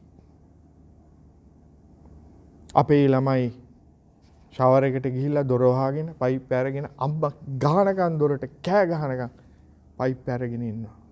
මම ඒකයි කියන්නේ don't waste. පව් මේ ස්වභාව ධර්මයේ අපිට දුන්න දායාදේ ගහකොළ හුළඟ මල ගෙඩිය වතුර මේවා නාස්ති කරන්න එපා. in return අපිට එනවා ඒවා. කවදා හරි දවසක. ඒ නිසා don't demand and don't waste. If you get some food, consume it. Don't waste. Don't ask more. Amma, I need this, I need that. පව්. හිතන්න. තා කොච්චර ඉන්නවද ළමයි බඩගින්නේ. පුළුවන් නම් කරන්න උදව් ඒ ළමයින්ට. සුබර බර නැති ජීවිතයක් ගත කරන්න. පහසුවෙන් පෝෂණය කර හැකි දෙයක් ලැබෙන සිව්පසින් සෑහීමට පත්වීම සුබර නිවන් මඟ අවබෝධ කර ගැනීමට බලාපොරොත්තු වෙන තැනැත්තා විසින් අනුගමනය කළ යුතු පිරිස. ඊට පස්සේ අප්පකිච්ච. අදත් වෙලාව යනවා බොහොම වේගෙන්. අප්පකිච්ච කියලා කියන්නේ නිවන් අවබෝධ කරගන්න බලාපොරොත්තු වෙන තැනැත්තා හෝ තැනැත්තේ විසින් කළ යුතු කටයුතු බොහොම අල්ප වෙන්න ඕනේ. වැඩ කටයුතු බහුල වෙන්න බෑ. වැඩ පුරවගත්ත කෙනෙක් වෙන්න බෑ. ඔළුවේ වැඩ පුරවගත්ත කෙනෙක් වෙන්න බෑ. සමහර අය කොහොමද ජීවිතේ? හරි බිසි හාමුදුරුවනේ. ගෙදර වැඩක් කරගන්නත් නෑ, ළමයින්ගේ වැඩ කරගන්නත් නෑ. මේ දවස්වල හරියට වැඩ අන්තිමට තමන් කරගත්ත දේකුත් නෑ, දරුවොත් නෑ, පවුලත් නෑ, මොකක්වත් නෑ අන්තිමට. ඉතුරුනේ මොකද්ද? බිසි විතරයි. අප්පකිච්ච නිවන් අවබෝධ කරගන්න. තේන්නාද? දැන් මෙතන තියෙනවා හොඳට මම මතක් කරන්න ඕන දෙයක්. වැඩ කරන්න ඕනේ තමයි. අපිට මුදල් ඕනේ තමයි. හැබැයි මතක තියාගන්න. ඒ හැම දෙයකටම වැඩි යුතුයකම්. බාහිර ලෝකයට කොච්චර බිසි වුණත් තමන්ගෙන් ඉටුවෙන යුතුයකම්ටක බිරිඳට ස්වාමියාට දරුවන්ට ඉටුුනේ නැත්තම් ඒ යුතුයකම් ලැබෙන තැන් හොයාගෙන යයි. අන්න ඒක හොඳට මතක තියාගන්න. තමන්ගේ බිරිඳට ලැබෙන්න ඕනේ ආදරේ ස්වාමියාගෙන් ලැබෙන්නේ නැහැ. ස්වාමියා බිසි. එහෙනම් බිරිඳ ආදරේ හොයාගෙන යයි. කලබල වෙන්න එපා. ස්වාමියාත් එහෙමයි. දරුවන්ට ලැබෙන්න ඕනේ ආදරේ, සෙනෙහස, ආරක්ෂාව, රැකවරණ ලැබෙන්නේ නැති වෙනකොට ඇයි අම්මා තාත්තා බිසි. යැත්තෝ රන් කහවණු හොයාගෙන දුවනකොට දරුවන්ට ආදරේ, සෙනෙහස, රැකවරණ නැති වෙනකොට ඒව හොයාගෙන දරුවෝ වෙන තැන් වලට යනවා. දරුවොත් නැහැ. සා තමයි බුදුහාඳුරෝ අපිට කියන්නේ අප්පකිච්ච. හරි. ඊළඟට සල්හවක උත්ති. සහැල්ලු පැවතුම් ඇත්තෙක් වෙන්න. ඒ කියන්නේ චාම් ජීවිතයක් ගත කරන්න. මේක හරි වටිනවා. චාම්. මේක බලන්නකො අපි කියන හරි චාම් පුද්ගලෙක්. සමහර අය අපි දකිනවානේ කොණ්ඩ පාට කරගෙන එල්ලගෙන කරෙත් මේවා දාගෙන නහයත් විදගෙන කන් විදගෙන අරවා මේවා කරගෙන විකාර කරගෙන ජීවිත බාණ්ඩකයක ඒ මොකක්වත් නැති සාමාන්‍ය චාම් ජීවිතයක පුද්ගලයෙකුයි ඒ පුද්ගලයෙකුයි තියලා බලන්න වෙනස ඔබට හොඳට පැහැදිලිව පේනවනේ. ආටෝප ඔපා මම අපේ ළමයින්ට කියනවා අනේ ළමයිනේ ආටෝප එපා. ඔය තියෙන ලස්සන ඇති. ඔය නැචරල් බියුටි හොඳටම ඇති. බාහිර ආටිෆිෂල් එපා. වැඩක් නැහැ, තේරුමක් නැහැ. මොකටද මේ බාහිර ආටෝප? මේකට අපි වියදම් කරනවා. ඇඳුමක් බලන්න. ඇඳුමක් මොකටද ඕන කරන්නේ? අපේ විලි වහගන්න. අවුවෙන් වැස්සෙන් පීඩා මැසි මදුරුවන්ගේ ඒකට තමයි බුදුහාමුදුර අපිට කියන්නේ චීවර ඕන කරන්නේ, ඇඳුම ඕන කරන්නේ වැස්සෙන් අවුවෙන් පීඩාවෙන් මැසි මදුරුවන්ගෙන් ආරක්ෂා වීමට, විලි වසා ගැනීමට. මූලිකම දේ තමයි අපේ විලි වසා ගැනීම. ඇඳුමෙන් ඒ කාර්ය වෙන්නේ නැත්තම් මොකටද ඇති වෙන්නේ? කොච්චර වේදම් කළා ළමයිට ඇඳුම් හදලා දෙනවද ওই මූලික සුදුසුකම නැති? සමහර අම්මලාත් එහෙමයි. මම මේ කියන්නේ හොඳට මේව කල්පනා කරලා බලන්න. මොකටද? කාට පෙන්වන්නද? මොකටද? මොනවා ප්‍රදර්ශනය කරන්නද? ඒක ප්‍රදර්ශනය කරලා ලබන්න හදන දේ මොකද්ද? කරුණා කරලා මේක ළමයිට මතක් කරලා දෙන්න. ඒ නිසා අපි ඇඳුම ගැන සැලකිලිමත් වෙන්න. ගේ දොර ගැන සැලකිලිමත් වෙන්න. යාන වාහන ගැන සැලකිලිමත් වෙන්න. චාම් ජීවිතයක් ගත කරන්න. ලෝකෙට පරකාසෙ ගෙදිට්ට මරගාතේ වැඩක් නැහැ. මොකටද? ඒ නිසා අපි අපේ ජීවිතය පිළිබඳව හිතලා ඒ කාරණා පිළිබඳව තේරුම් ගන්න අපි මතක තියාගන්න සල්හව් කුත්ති කියලා කිව්වේ ඒකයි. ඊළඟට චාම්බවනේ ඉක්මනට මම මේ කියාගෙන ඉන්න තව විනාඩි 15කින් විතර අපිට මේ වැඩේ ඉවර කරගන්න පුළුවන් කමක් තියෙයි. ඊළඟට සන්තින්ද්‍රිය. සන්තින්ද්‍රියෝච නිපකෝච. අරමුණ නිසා සිත නොසංසුන් වීම. සිත නොසංසුන් වීම. අරමුණු. හරි? එක එක අරමුණු තියෙනවානේ. මේ අරමුණු එනවා වර්ණ මම ඉස්සෙල්ලා කිව්වා. ක්‍රියා ආදි වශයෙන් අරමුණු අපේ සිත වෙනස් වෙනවා. එසේ සිත වෙනස් නොවි තබා ගැනීම තමයි සන්තින්ද්‍රිය කියලා කිව්වේ. එතකොට ඇහැට හමු වෙන, කනට එන, නාසයට, දිවට, ශරීරයට එන ආරම්මණයන් නිසා අපේ සිත කලබල කරගන්නේ නැතුව සංසුන් කරගෙන පවත්වා ගැනීම, ඉන්ද්‍රියන් দমনය කර ගැනීම සන්තින්ද්‍රිය මගේ නම. හරි? ආඩම්බරේ මම ඒක කිව්වේ. මම දන්නේ නැහැ ලොකු හඳුරු මොකට මේ නම මට දැම්මද කියලා. හරි. ඊළඟට නිපක.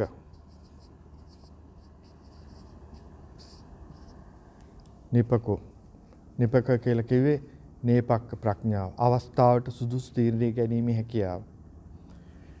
නිවන් අවබෝධ කරගන්න යනකොට සමහර වෙලාවට නොයෙකුත් බාධක එන්න පුළුවන්. කම්කටොළු වෙන්න පුළුවන්. කරදර එන්න පුළුවන්. ඒ මොන කරදරය ආවත් අවස්ථාවට ගැලපෙන තීරණ ගන්නට පුළුවන් හැකියාව ප්‍රඥාව අපිට තියෙන්න ඕනේ. මේක මෙහෙම වෙන්න ඕනේ. මේක මෙහෙමයි මේක මෙහෙමයි කියලා. ඒක තමයි නිපකෝ කියලා කිව්වේ. මම මේ බොහොම ඉක්මනට මේ ටික මතක් කරගෙන යන්නේ. වැදගත් තැනට අපිට එන්න ඕනේ. තව පුංචි එකක් නිපකෝච අපකිච්චෝච අපගබ්බ ඊළඟට. අපගබ්බ. අපගබ්බෝ කියලා කිව්වේ වචනේ දැමුණු ස්වરૂපය. වචනේ දැමුණු ස්වરૂපය. කටක නොවන වචන. මෘදු වචන. අඟුලිමාලගේ ස්වභාවය ගැන බුදුහාමුදුරුවන්ගේ ආකල්පේ. බුදුහාමුදුරුවන්ව මරන්න අඟුලිමාලේ ලෝකෙනේ දැද්දි ශ්‍රමණේ නැවතු කියලා කෑ ගහපු වෙලාවේදී මම නැවතිලා නුඹ නවතින්න කොච්චර ලස්සනද? බුදුහාමුදුරුවෝ දුන්න වචනේ අපගබ්බ. හරි? මම මේ ඉක්මනට කියාගෙන යන විග්‍රහ කරන්න තව තියෙනවා. නමුත් කාලය දැන් 11යි කාලය පැයට විනාඩි 15ක් ගිහිල්ලා. කුලේසු අනනු කිද්දෝ. පිරිත් පොතේ මේ තේරුම තියෙනවා. කුලේසු අනනු කිද්දෝ කියලා කියන්නේ තමන්ගේ හිත්ගත් පුද්ගලයන් කුලයන් පවුල් වලට ඇලෙන්නේ නැතුව ජීවත් වෙන එක. මට මේ පුද්ගලයා අනේ මං ගැන හොයනවා බලනවා නිරන්තරයෙන් දන් ටික දෙනවා බේත් ටික දෙනවා අරකයි මේකයි ඒ නිසා මම වැඩි සැලකිල්ලක් මං හැමතිස්සෙම හන්නේ කුලේසු අනිකුද්දෝ කියලා කිව්වේ නෑ. ඒ කුලයන් පිළිබඳව නොඇලී ජීවත් වෙන එක. දරුවෙක් මල්ලෙක් ගැන වුණත් එහෙමයි. ඕනාට වැඩි දරුවෝ ගැන වුණත් ඕනාට වැඩි ඇලෙන්න ගැලෙන්න යන්න එපා. අනිත් දරුවොත් එක්ක සංසන්දනය කළා අරයට ඉගෙන ගන්න පුළුවන් නම් ඔයාට ඉගෙන ගන්න බැරි ඉගෙන ගන්න පුතා ඉගෙන ගන්න පුළුවන් දරුවට වැඩිපුර සැලකිල්ලයි ඉගෙන ගන්න බැරි දරුවන්ට අඩු සැලකිල්ලක් කරන්න යන්න එපා.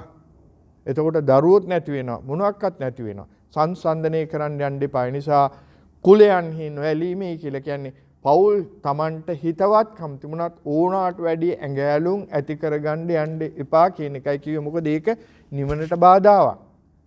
ඇයි නිවනට බාධාවක් කියලා කියන්නේ? බැරි වෙලාවත් අපි කිව්වොත් අනේ හාමුදුරනේ මට මෙන්න මේ ටික කරලා දෙන්නෝ කියලා මට ඒක කරන්න සිද්ධ වෙනවා. ඇයි අපි ඒක ඇලිලා ඉන්නේ?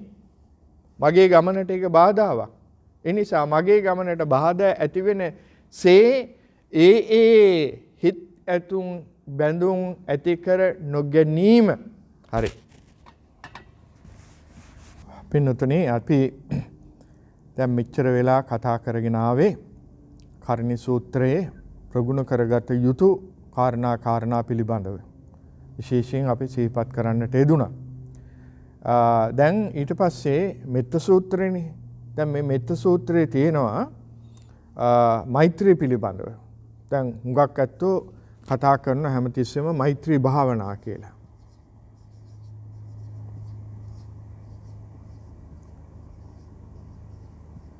දැන් මේ මෛත්‍රී භාවනාවේදී අපි හුඟක් වෙලාවට මම සුවපත් වේවා, නිදුක් වේවා, නිරෝගී වේවා, සියලු සත්ත්වයෝ සුවපත් වෙත්වා කියලානේ කතා කරන්නේ. මේ මෙත්ත සූත්‍රයේ ඊට වැඩි පුළුල් පැතිකඩක් පිළිබඳව කතා කරනවා මෛත්‍රී භාවනාවේදී. දැන් පටන් ගන්න එතන නචකුද්දං සමාචරේ කිංචේන විඤ්ඤෝ පරයෝපෝදියෝ සුඛිනෝ වාකීමිනෝ හුන්තු සබ්බේ සත්තා භහන්ත සුඛිතත්තා. මම මතක් කරන්න ඕන විශේෂයෙන් මේ තියෙන මේ මෛත්‍රී භාවනාව පිළිබඳව මම දීර්ඝ වශයෙන් සාකච්ඡා කරන්න බලාපොරොත්තුවක් නැහැ. ඊටාම කෙටියෙන් මම මේ පිළිබඳව කතා කරන්නම්. මොකද මේකේ මට අවශ්‍ය කරන කාරණයක් තියෙනවා තව අන්තිමට පින්නතුන්ට මතක් කරන්න. ඒක තමයි ඊටාමත් අවධාරණය කරන්න ඕනේ කාරණේ. ඒක තමයි අවශ්‍ය කරනම දේ. ඒක තමයි මෙත්ත සූත්‍රයේ අවසාන ඵලය. ප්‍රතිඵලය. මේ ප්‍රතිඵලය ගැන තමයි කතා කරන්න ඕනේ. ඉතින් අද ධර්ම දේශනාවේ මම හිතන්නේ කාල පරාසය වෙනදට වැඩි ටිකක් වැඩි කියලා. වැඩි වුණත් හොඳ දෙයක්. ඒකාග්‍රතාවෙන් යුක්තව මේක අහන්න ධර්ම මනසිකාරේ ඒකත් භාවනාවක් කුසලයක් බවට පත් වෙනවා. ලෝභ, ද්වේෂ, මෝහ අපි తాවකාලිකව හරි යටපත් කර ගැනීම නිසා. හොඳයි. නචකුද්දං සමාචරේ කිංචේන විඤ්ඤෝ පරයෝපෝදියෝ. නුවණැති අය පුංචි දෙයක් හරි වැරදි කියලා කියනවා නම් ඒ වැරදි දෙයි නිදහස් වීම නිදහස් වෙලා සබ්බේ සත්තා භවන්තු සුඛිතත්තා අන්න පටන් ගන්නවා අපි. සබ්බේ සත්තා භවන්තු සුඛිතත්තා. ඔක තමයි මූලික අවස්ථාව. සියලු සත්‍යෝ සුවපත් වෙත්වා කියලා අපි හිතනවා. හරි? ඊළඟට අපි මේක තවල් පුළුල් ප්‍රාසයක් කරා යනවා.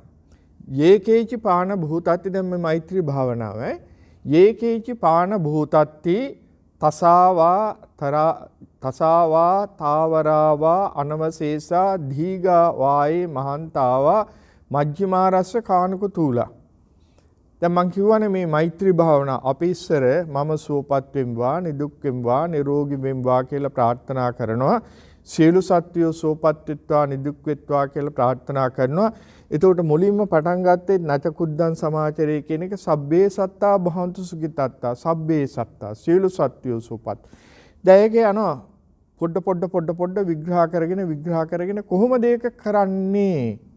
ඒ කියන්නේ පොඩියෙන් පටන්ගෙන අපි විශාල පරාසයක් කරා මේක ගමන් කරනවා. යේකේචි පාන භූතත්ති යම් ප්‍රාණේ භූත අපි කොටස් දෙකක් තියෙනවානේ.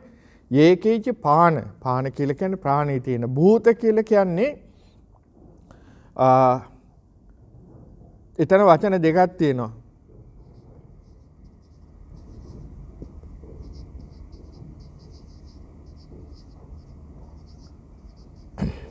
තියෙනවානේ. යේකේචි පාන භූතත්ති තසාවා. ඒකත් මම ලියන්නකො. තසාවා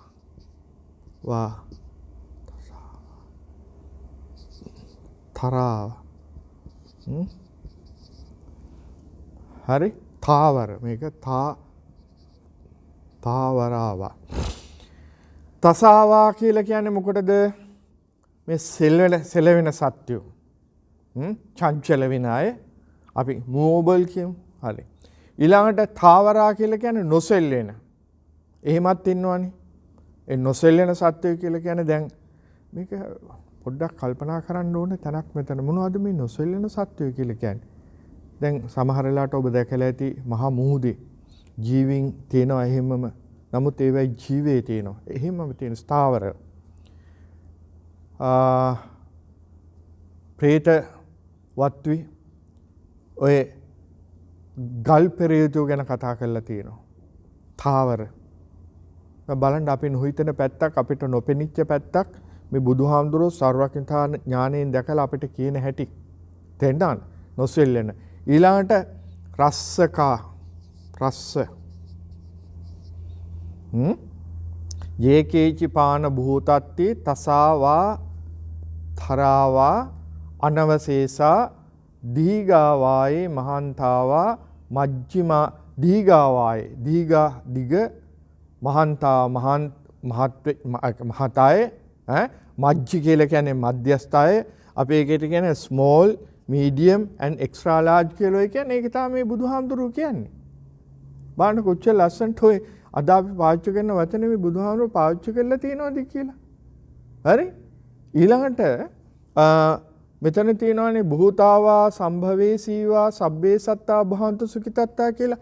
මේ භූත කියලා කියන්නේ මොනවද දන්නවද? මේ අපි කතා කරන භූත කොටාසය නෙවෙයි. සකස් වෙලා අවසන් වෙච්ච. හරි? ඒ කියන්නේ මිනිස්සු භූත, තිරිසන් සත්තු භූත, වෙනත් ජීවයේ සකස් වෙලා ජීවයක් වශයෙන් ක්‍රියාත්මක වෙන්න මේ ලෝකෙට ආපු අයට කියන භූත.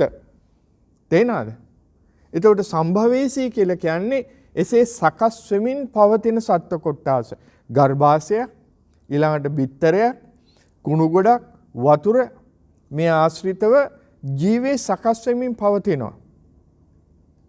හරි? ඒ සකස් වෙමින් පවතින ඒක හඳුන්වන්නට තමයි සම්භවේසී කියලා කිව්වේ.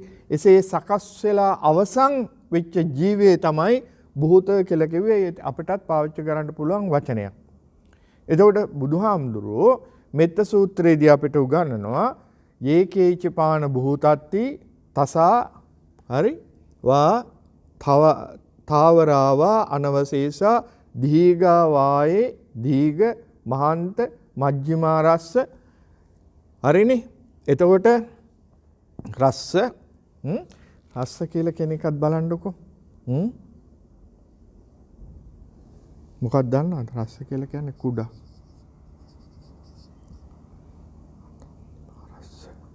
ඊළඟ තියෙනවා අනුක. දීඝා වායේ මහන්තාවා මජ්ක්‍ධිමා රස්ස කානුක කියලා කියපාම ඒ වචන දෙක බෙදලා එනකොට අනුක. මේ කුඩා කියලා කියපාම අපේ ඇහැට පේන ශුද්‍ර ජීවීන්. හරිද? අනුක. දැන් මේ බලන්න අණු මං හිතන්නේ මේක මේ රසායන විද්‍යාවේ පාවිච්චි කරන වචනයක් අණු කියලා. මම දන්නේ ඒකට ඉංග්‍රීසියෙන් පාවිච්චි කරන වචනේ මොකක්ද කියලා ඔයත් දන්නවනේ. අණු. දැන් මේ අණු කියන වචනය මේ අද මේ වර්තමානයේ මේ රසායන විද්‍යාව ඉගෙන ගන්න දරුවෝ කතා කරන. ඒ වුණාට බලන්න අවුරුදු 2560 ගණනකට පෙර ආතෝ බුදුහාඳුරෝ මේ දේශනා කරුවා. ඒ කියන්නේ ඇහැටත් නොපෙනෙන සමහර වෙලාවට අර අන්වීක්ෂයකින් පවා නොපෙනෙන සත්ත්ව කොටාසයක්. බොහොම සියුම් ඒක පේන්නේ නැහැ. ඒබඳු සත්‍යෝ ජීවීන් මේ අනුක. ඒකට බොහොම පැහැදිලි මේ කොහොමද බුදුරජාණන් වහන්සේ මේවා දැක්කේ? අද නම් විද්‍යාගාරයක ගිහිල්ලා නොයෙකුත් විදිහේ පරිේෂණ කරලා මේව හොයා ගන්නවා. ඒ බුදුහාමුදුරන් වහන්සේ මොකද්ද කරු පරිේෂණේ? සාරා සංඛ්‍යික කල්පලක්ෂයක් මුළුල්ලේ උන්වහන්සේ පරිේෂණය කළා. මේවා හොයන්න අවබෝධ කරගන්නේ සර්වඥතා ඥානේ නැමැති විද්‍යාගාරයේ තුලින් උන්වහන්සේව අවබෝධ කරගත්තා. ඒ නිසා අපිට දේශනා කරනවා. එතකොට මේ හැම සත්ත්ව කොටාසයකටම මොකද්ද වෙන්න ඕනේ? මෛත්‍රිය. මිත්‍රත්වේ, මිතුරුකම. සබ්බේ සත්තා භවන්තු සුඛිතත්තා කියලා කිව්වේ ඒකයි. හරි?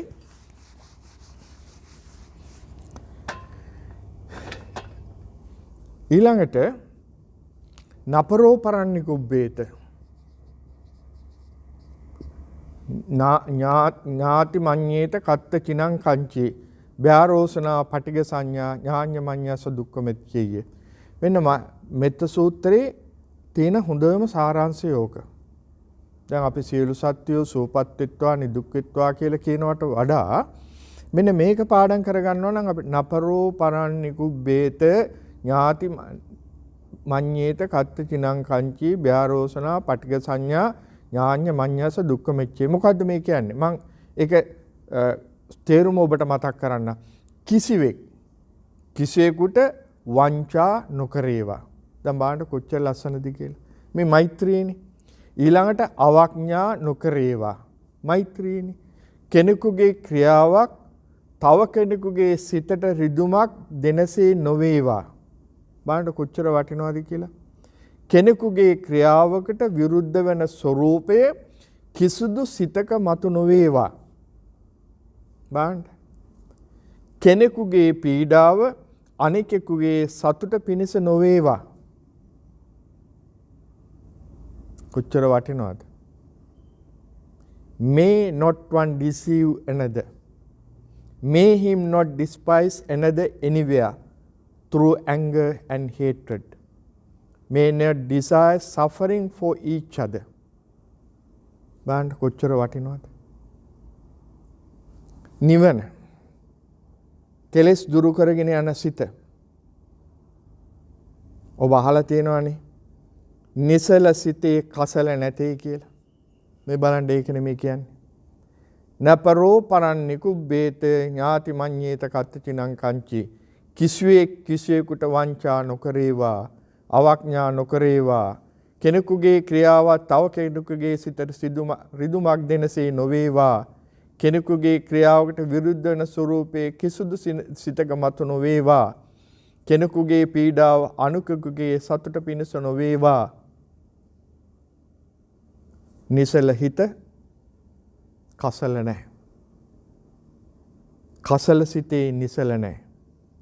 අපේ සිත කසලයි, ඒ නිසා නිසල නැහැ. ඒ නිසා අවංකව අපට මේ ටික කියන්න බෑ.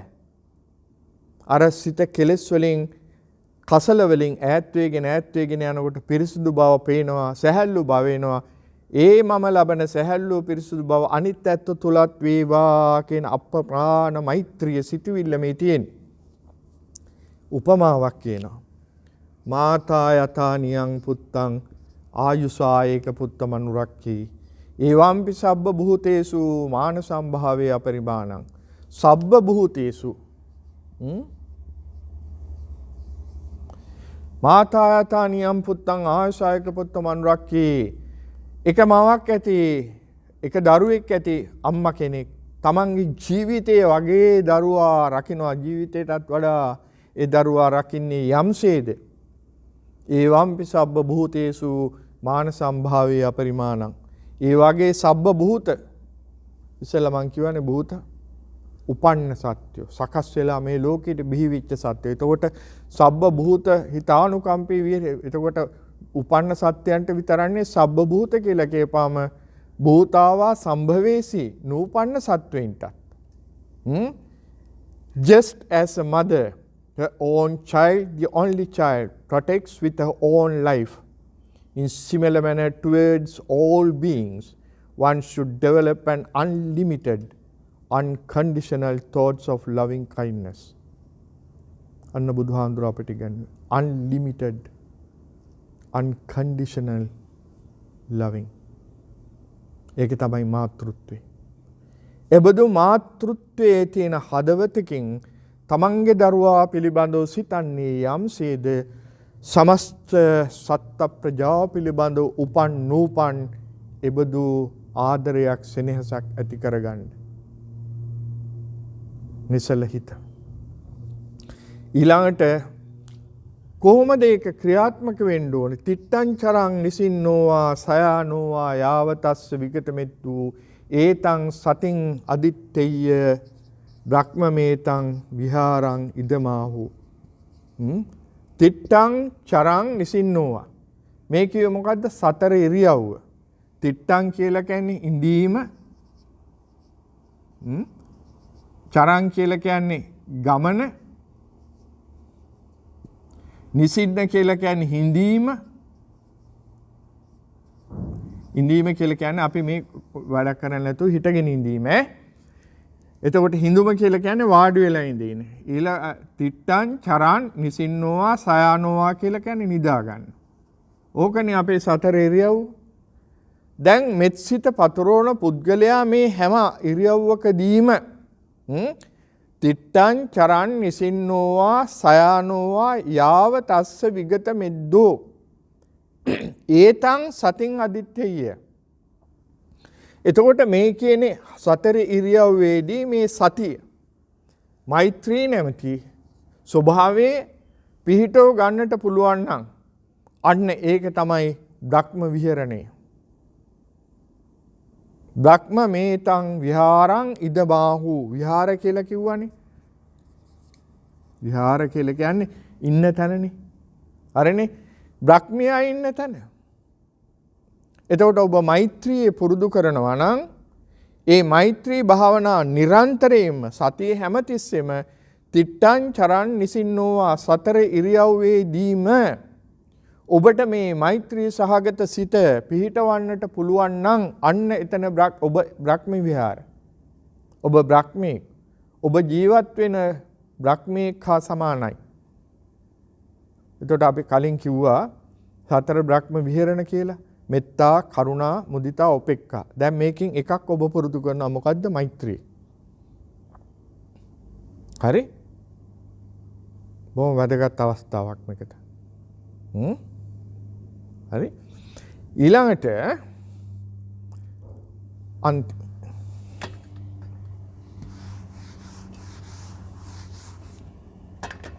දැන් සතර ඉරියව් පිළිබඳව කතා කරන්නේ.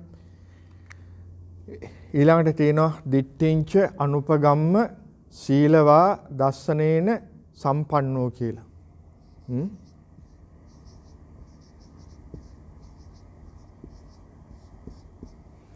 මෙන්න මේක තමයි අවසානයේ අපිට කතා කරන්න ඕනේ තියෙන්නේ. දිට්ඨිංච අනුපගම්ම දිට්ඨි. දැන් අපි හිතන මිච්ඡා දිට්ඨි, සම්මා දිට්ඨි කියලා කියනවා. දිට්ඨි කියලා කියන දෘෂ්ටිය. දැන් මේ අපි හැම කෙනාටම එක එක දෘෂ්ටි තියෙනවා. හැම පුද්ගලයෙකුටම. තේරෙනවද? ආගම දෘෂ්ටියක් කරගන්නවා, කැම බීම දෘෂ්ටියක් කරගන්නවා, වෙනත් දේවල් දෘෂ්ටිය, මතිමතාන්තර දෘෂ්ටි කරගන්නවා. ඒක තමයි තියෙන්නේ අපිට වැරද්ද. මේ දෘෂ්ටි වලින් අපි අයින් වෙන්න ඕනේ. තේරෙනවද? දෘෂ්ටිය කියලා කියපුවාම අපිට විනිවිදව යමක් දකින්න බෑ. අපි දකින්නේ ඒ ටික ඒ විදිහටමයි. අද අපිට වෙලා තියෙන එකනේ. දැන් ලෝකේ දිහා බලන්න. දැන් හොඳ මම මේ නිවන ගැන තියෙන්නේ කර්ණී සූත්‍රේ. මම හැබැයි පොඩ්ඩක් ඒක එහාට යන්න. අපි ලෝකයේ ගැන බලන්න. එක පුද්ගලයාගේ එක දෘෂ්ටි, දේශපාලන දෘෂ්ටි තියෙනවා. ආගමික දෘෂ්ටි තියෙනවා. වෙනත් දෘෂ්ටි තියෙනවා. ඒ දෘෂ්ටියට බැසගත් පුද්ගලයාට හොඳක් හරි නරකක් හරි ඒවා අදාළ නැහැ. තමන්ගේ බැසගත් දෘෂ්ටියේ අනුව තමයි තමන් කටයුතු කරන්නේ. ඒක හැටිනේ. පාට දෘෂ්ටියක් කරගත්ත පුද්ගලයා ඒ පාට. දර්ශනීය දෘෂ්ටියක් කරගත්ත පුද්ගලයා ඒ දර්ශනය. එතනින් එහාට එහා දෙයක් ගැන පුළුල් පරාසයක් ඇති කරගන්න උවමනාවක් නැහැ. තේන්නද? නමුත් බුදුරජාණන් වහන්සේ දේශනා කළේ සෑම දෙයක්ම අපේ නිවනට බාධාවක්. උද අපි දෘෂ්ටි කරපෙන්නගෙන නෙමෙයි බණ උනත් දහම උනත් බුදුහාඳුරෝ දේශනා කෙරුවානේ. මේක උනත් ඔබ කරපින්න ගන්න එපා. මේකත් ඔබට සමහර වෙලාවට බාධාවක් කියලා හිතෙන්න පුළුවන්. තේන්නද? මේක ඇවිල්ලා පහුරක්නේ. කුල්ලූපමං භික්ඛවේ ධම්මං දේසෙස්සාමි නිත්තරණත්තායනෝ ගහනත්තා. සමහර වෙලාවට අපි මේක කරේ තියන දෘෂ්ටි. ඒසා තමයි කියන්නේ. මම ඉතින් ත්‍රිපිටක පරප්‍රාප්ත, මට අහවල් උපාධිය තියෙනවා, මට අග්ගමහා පඬිතකම තියෙනවා, මම ත්‍රිපිටක විශාරද, ධර්මචක්ක පවත්තන ඔය අටපට්ටම් දාගෙන ඉන්නේ. මේ වැරදි දෘෂ්ටිය. අපි මේක කඩලා දාන්න ඕනේ. බිඳලා දාන්න ඕනේ. එතකොට තමයි අපිට සත්‍ය දකින්න පුළුවන්කමක් තියෙන්නේ. දිට්ඨිංච අනුපගම්ම. හරි? එතකොට මොකද්ද මේ දිට්ඨි? මේ සංකත ධර්ම තියෙනවානේ. සංකත ධර්ම. සංකත කියලා කියන්නේ සකස් කරගත්ත දේවල්. මගේ ජීවිතේ මේ බාහිර හැමදේම සංකත. එතකොට මේ සංකත ධර්මයන්ගේ ලක්ෂණ තියෙනවා. ඒ තමයි කිව්වේ තීනිමානි භික්ඛවේ සංකතස්ස සංකත ලක්ඛනානි සංකත නිමිත්තානි. දැන් මේක ප්‍රඥාව. මේ සංකත පිළිබඳව යථා තත්ත්වයේ දැන ගැනීම අපි කියනවා ඒක ප්‍රඥා. ඒක විදර්ශනාවෙන් ඉන්න ඕනේ. ඉස්සෙල්ලා මම මේක කතා කළා. මතකනේ පින්නතුන්ට. අර තදංග විස්කම්බන සමුච්ඡේද කියන තැනේදී මම ඒ කතා කළානේ ඥාන විදර්ශනා. ඒකෙන් තමයි යථාර්ථය අවබෝධ. ඒකට මේ සංකත ධර්මයන්ගේ ලක්ෂණ තුනක් තියෙනවා. මොකද්ද? පළවෙනි එක උත්පාද ඉපදීම. දෙවෙනි එක වය. වය කියලා කියන්නේ විනාශය. දැන් තුන්වෙනි එක. දැන් මේ ඉපදීමයි විනාශයයි අතර තුරේදී තියෙනවානේ අපි ඒකට කියනවා පැවැත්ම. existing period කියලා කියමු. හරි? උත්පාදය. දැන් මේක මෙහෙම ගන්නකො. දැන් මේ ඉපදීම අපිට පේනවා. විනාශය පේනවා. අපි ඒ නිසා තමයි අපි මරණ දැන්වීමක දාන්නේ උපත ආවල් අවුරුද්දේ. විපත මේ අවුරුද්දේ. ඊට පස්සේ මරණ දැන්වීම ලියනවා අවුරුදු 65ක් ආයු වළඳා. මේ අවුරුදු 25ක් ආයු වළඳුවා කියලා කියන්නේ මොකද්ද? ඔන්න පැවැත්ම. වෙන දෙයක් නෙමෙයි. මගේ පැවැත්ම අවුරුදු 65යි. එතකොට ඉපදීම අපිට පේන්නේ නැහනේ. අපිට පේන්නේ නැහනේ. අපි ඉපදුණා. නමුත් අපි දන්නවනේ අපි උපන්නයි කියලා. ඊට පස්සේ විනාශය අපට පේනවනේ. ටිකෙන් ටික මේ ජරාවටපත් වෙලා අපි මරණයටපත් වෙනවා. අපි මැරෙනවා දැක්කේ නැතුණත් මරණයටපත් වෙන අය දැකලා තියෙනවානේ. මැරිච්ච අය දැකලා තියෙනවානේ. එතකොට මේ අතරතුරේදී පැවැත්මක්. දැන් මේ පැවැත්මට මොකද උනේ? තිතස්ස මේ පැවැත්ම අඤ්ඤතත්තම් පඤ්ඤායති. අන්න වේගෙන් විනාශයටපත් වුණා. ඔන්න අපි දැක්කේ නැති පැත්ත. අඤ්ඤතත්ත. මේක තමයි ෂණික මරණය කියලා කියන්නේ. මේ ෂණික මරණය අවබෝධ කරගන්න ප්‍රඥාව ඒකට අවශ්‍යයි විදර්ශනාව. විදසුම්. හරි? විදර්ශනාව. ප්‍රඥාව ඉන්නේ එතනින්. එතකොට මේ සංකත ධර්මයන් පිළිබඳව යථා ස්වභාවයේ දැකීම දෘෂ්ටිය. එතකොට අපි දැක්කා. ඒකෙන් නෑ මේක මෙහෙම නෙමෙයි. දැන් මේ මෙතන තමයි අපිට ප්‍රශ්න වෙලා තියෙන්නේ. මොකද මේ ඉපදීම මේ අනිත්‍ය ස්වභාවය දැක්කේ නෑ. ඒ නිසා මේ හැම දෙයක්ම නිට්ටයයි කියලා අපි හිතාගෙන ඉන්නවා. හරි? නමුත් යථාර්ථයක නෙවෙයි. ඒකට අපි එතනින් එහාට යනවා. ගිහිල්ලා අපි අවබෝධය ඇති කරගත්තාම දිට්ඨිංච අනුපගම්ම. දැන් අපි මේ දෘෂ්ටි වලට වැටෙන්නේ නැතුව අනුපගම්ම කියලා කිව්වේ ඒකයි. ඊළඟට මොකක්ද ඕනේ? සීලවා. දැන් මේ පුද්ගලයා සීලවන්ත පුද්ගලෙක්. මේක අවශ්‍යයි. දිට්ඨිංච අනුපගම්ම සීලවා. එතකොට හොඳ කායික සංවරේ වාචික සංවරේ ඇති කරගත්ත පුද්ගලයෙක් බවට පත් වෙලා ඊළඟට මොකද වෙන්නේ? දෘෂ්ටිය නෙවෙයි දස්සන. දස්සනේන සම්පන්නෝ. ඔය දෘෂ්ටි දර්ශන දෙකේ වෙනස. මොකද්ද මේ? දස්සනේන සම්පන්නෝ කියලා කිව්වේ. දැන් ලෝකේ සම්මුතියක් තියෙනවානේ.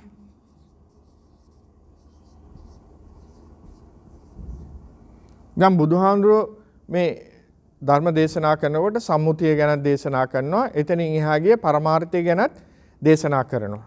හරිනේ?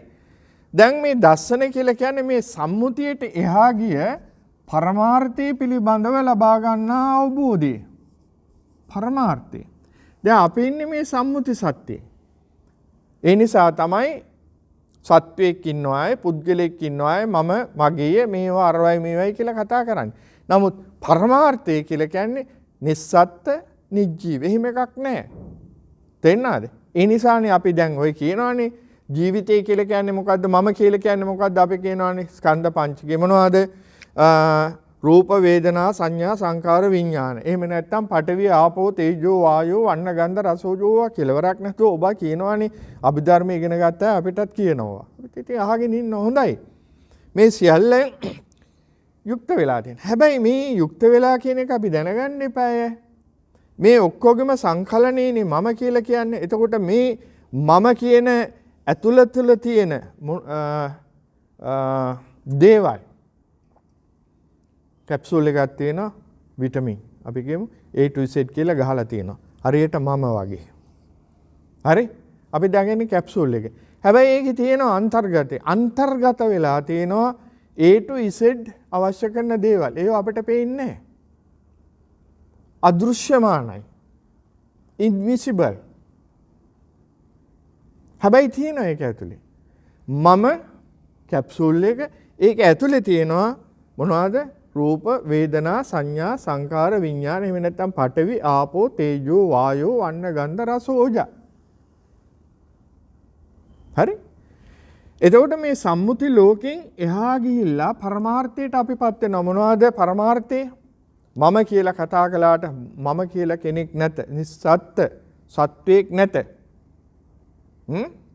ඇත්තේ නාම රූප දෙක පමණි. යථාර්ථයේ අර පරමාර්ථය අපි තේරුම් ගැනීම දස්සනේන සම්පන්නෝ අන්න සිතේ ඇති වෙන වෙනස.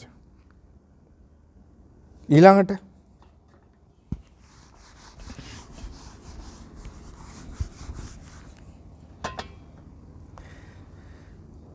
දැන් ප්‍රඥාව කියලා කිව්වනේ. දැන් මේ ප්‍රඥාව අපේ ඇතගෙන දස්සනේන සම්පන්නෝ කාමේසු විනේය ගේධං නහි ජාතු ගබ්බ සෙය්‍යම් පුනරේතිති. ඔන්න අන්තිම වචන ටික. හරිනේ මේ වටින තැන.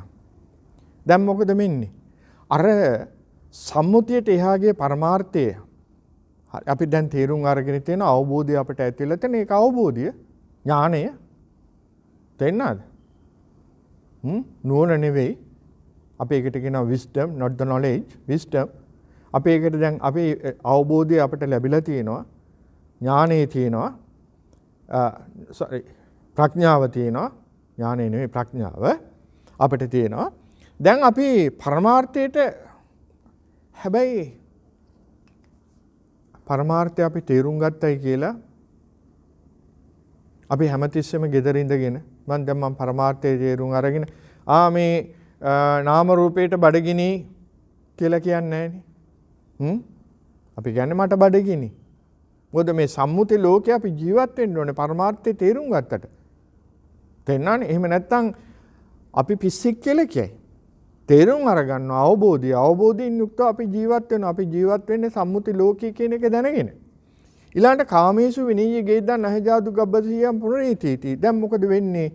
අර සිත තුල කෙලෙස් මං කියවනේ නිසල සිතේ කසල නැtei කියලා. දැන් කසල ටික ඔක්කොම අයින් වෙගෙන ගිහිල්ලා මොකද වෙලා තියෙන්නේ? කාමේසු විනීය ගේද්දා මෙන්න කාමේසු කාමයන්හි තියෙන ඇලීම නැති වෙලා යනවා. තේන්නාද? ඒකට අපි කාමයන්නේ කියලා කියම භවත්‍රයක් තියෙනවානේ. එතකොට කාම භව, රූප භව, අරූප භව. අරූප භව. මේ මොනම ස්ථානයක් පිළිබඳවත් ඇලීමක් නැති තත්ත්වයටපත් වෙනවා. ඒක මනසෙන් ඇලෙන්නේ නැහැ. හරිනේ? ඒ මනසෙන් ඇලෙන ශක්තිය කාමනේ මෙතන. මනසෙන් ඇලෙන මේ ශක්තිය අපි කාන්දම් කියලා කියමු. දැන් මම මේ ගන්නේ මේ ධර්ම කාරණේ විස්තර කරන්න කාන්දම. ඔබ දැකලා තියෙනනේ කාන්දම? කාන්දම කියන්නේ මැග්නට් නේද මල්ලි? මැග්නට්. ඒකේ ස්වરૂපේ තමයි හැමතිස්සෙම ඇදෙනවා. හැබැයි කාන්දමට දැන් මට මතක නැතුණා කාන්දම් කෑල්ලක් ගේන්න. දැන් කාන්දම් කෑල්ල අපි මෙහෙම අතේ තියාගෙන ඇණයක් මෙහෙම කිට්ටු කළොත් මොකද වෙන්නේ? ටක් ගාලා කාන්දමට ඇදලා ගන්නවා. මොකද මේක ඇද ගැනීමේ ශක්තිය මේකෙත් තියෙනවා මේකෙත් තියෙනවා. අපි මේ කාන්දම් කෑල්ලට මේ පෑන කිට්ටු කළා නම් ඔබ ළඟ තියෙනවා නම් කාන්දම පරීක්ෂා කරලා බලන්න. කාන්දම් කෑල්ල තියෙනවා මේ පෑන තියෙනවා පැන්සලක් තියෙනවා මෙහෙම කිට්ටු කළාට මේක ඇදෙන්නේ ඇයි? මේ ඇද ගැනීමේ ශක්තිය නැති නිසා. දැන් මේ කාම කියලා කියන්නේ කාන්දම ඇද ගන්න ශක්තිය තියෙනවා. එතකොට ඒක හරියට අපි පරමාණුනේ අපි දැන් ජීවිතය ගැනත් කතා කරනවානේ. ජීවිතයත් පරමාණුවක් කියලා කියනවානේ. මම රසායන විද්‍යාව නම් මම ඉගෙනගෙන නැහැ. හරි වැරදි නම් මාව නිවැරදි කරන්න මම කිව්වනේ. ඔබට මම ආරාධනා කරනවා කියලා. එතකොට මේ රසායනික මොකද පරමාණුවක තියෙනවායි කියලා කියනවා නියුට්‍රෝන, පොට්‍රෝන, ඉලෙක්ට්‍රෝන තියෙනවලු. මම දන්නේ නැහැ. ඉතින් මම කියන්නේ මම ඉගෙන ගත්තේ නැති නිසා. තේරුණානේ? ඉතින් මම කියුවා ටික. එතකොට මේ පරමාණුයක තියෙනවා තාපය තියෙනවලු මම කියන්නේ මම ඉගෙන ගත්තේ නැති නිසා මම මේ කියන්නේ තාප ඊළඟට විද්‍යුත් අපේ නදුල මල්ලි ඔළුව වන්නන ඒ කියන්නේ නදුල මල්ලි ඉගෙනගෙන තියෙනවා. කාන්දම් ඊළඟට රසායන තියෙනවද මල්ලි? Energy status. ඔව්. ඒ කියන්නේ හරි කාන්දම. එහෙමත් වෙන්න පුළුවන්. තාප වෙන්න පුළුවන්, විද්‍යුත් වෙන්න පුළුවන්, කාන්දම් වෙන්න පුළුවන්, රසායනික වෙන්න පුළුවන්. ඒ කියන්නේ පරමාණුවකට. හරිනේ? හොඳයි. දැන් අපි කියමු මේකේ තියෙනවා. දැන් පරමාණුවක්. කාන්දම් ශක්තිය. හරිනේ? තාපය වැඩි. තාපය වැඩි නම් මොකද වෙන්නේ? තාපය වැඩි තැනට ඇදිලා යනවා. අන්න මම මේ කියන්න හදන්නේ මේකයි. අපි අකුසල් කරනවානේ. හරිනේ? අකුසල් වෙනකොට මොකද වෙන්නේ? අපේ තුල තාපය වැඩි වෙනවා. හරි? තාපය වැඩි වෙන්න මොකද ඔය කරන්නේ? අපේ ආකර්ෂණය වෙනවා තාපය වැඩි තැන් වලට.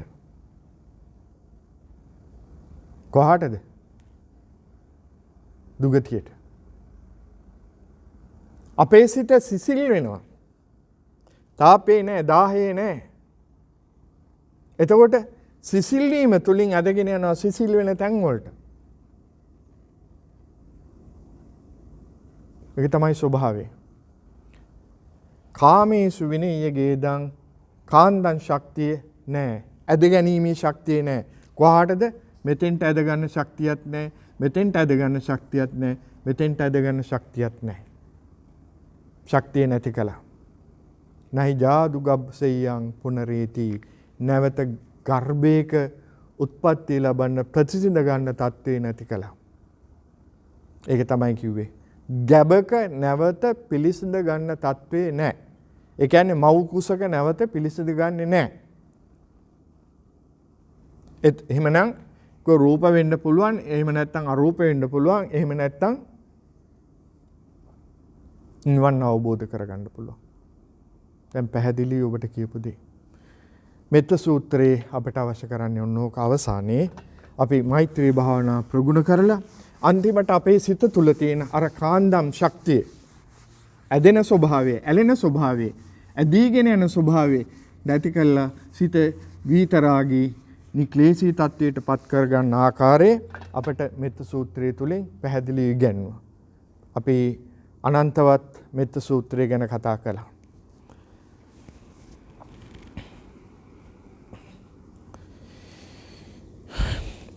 මෙත්ත සූත්‍රය අපි කොච්චර අහලා තියෙනවද? නමුත් මේ ටික අපි තේරුම් ගන්න අපිට උවමනා කරනවා. තේරුම් අරගෙන පින්නතුන් මෙත්ත සූත්‍රය සජ්ජායනා කරන ගමන් මේ ටිකත් හොඳට කල්පනා කරන්න. කාල වේලාව හුඟක් ගියා. ඒ වුණාට මට උවමනා කළේ අද දවසේ මේ කාල පරාසය තුල කොච්චර වෙලාව ගියත් මම දන්නවා පින්නතුන් මේක අහගෙන ඉන්නවා කියලා. අද දවසේ මේ ටික ඉවර කරන්න. මොකද මං ඉස්සෙල්ලා කිව්වා වගේ හිසේ කෙස් ගන්නට අපි මෙත්ත සූත්‍රය අහලා තිනවා. ඔබත් ඒකෙන් ලබන්න පුළුවන් ප්‍රතිඵලය මේකයි. අවසානයේ නිවන් අවබෝධ කරගන්න ආකාරය බුදුහාමුදුරු බොහොම ලස්සනට පැහැදිලි කළා. අද මේ ධර්ම දේශනාව පවත්වලා ධර්ම සාකච්ඡා පවත්වලා අනේ හාමුදුරනේ පුළුවන් නම් මෙන්න මේ ආයත පින් දෙන්නේ කියලා අපේ මංජුශ්‍රී කලන්සූරිය මල්ලි අපට මතක් කළා කීප දෙනෙක්. ඒ අතරින් වසර 15කට පෙර ආතෝ භාවාන්තරගත සිරිපාල කලන්සූරිය එතුමාගේ පියතුමා, වසරකට පෙර ආතෝ භාවාන්තරගත මාළනී කලන්සූරිය ආදරණීය මෑණියෝ, ඔක්තෝබර් 6 වෙනි දින උපන්දිනය අනුස්මරණය කරන දර්ශන කලන්සූරිය සහෝදරාට නිරෝගී සුව ප්‍රාර්ථනා කරන්න. ඒ වගේම ඔක්තෝබර් 26 වෙනි දින ජන්මදිනය අනුස්මරණය කර රුක්ලාන්ති ජයතිලක මහත්මියට, ඒ වගේම පූජන කලන්සූරිය පුතාට අධ්‍යාපන කටයුතු සාර්ථක වේවා. මේ ලෝ පුරා පැතිරී තිබෙන ව්‍යසනකාරී තත්වයේ දුරු වේවා කියලා ප්‍රාර්ථනා කරලා ආශිර්වාද කරන්ටි කියලා. එහෙමනම් ඒ භවාන්තරගත මව්වරු පියවරු ආදී සියලුම දෙනාට ධර්ම දානය තුලින් අපි උපදවගත් වූ සීල පුණ්‍ය ශක්තියින් යැත්තන්ගේ භවගාමී ජීවිත සුවපත් වීම පිණිසත් නිවන් අවබෝධය පිණිසත් හේතු වේවා කියලා ප්‍රාර්ථනා කරනවා. වගේම ජන්මදිනය අනුස්මරණය කරන හැම දිනාටමත් පුංචි පුතාටත් නිදුක් වේවා, නිදුක් නිරෝගී සුවපත් ජීවිත චිර ජීවන සැලසේවා, අධ්‍යාපන කටයුතු සාර්ථක වේවා කියලා ප්‍රාර්ථනා කරනවා.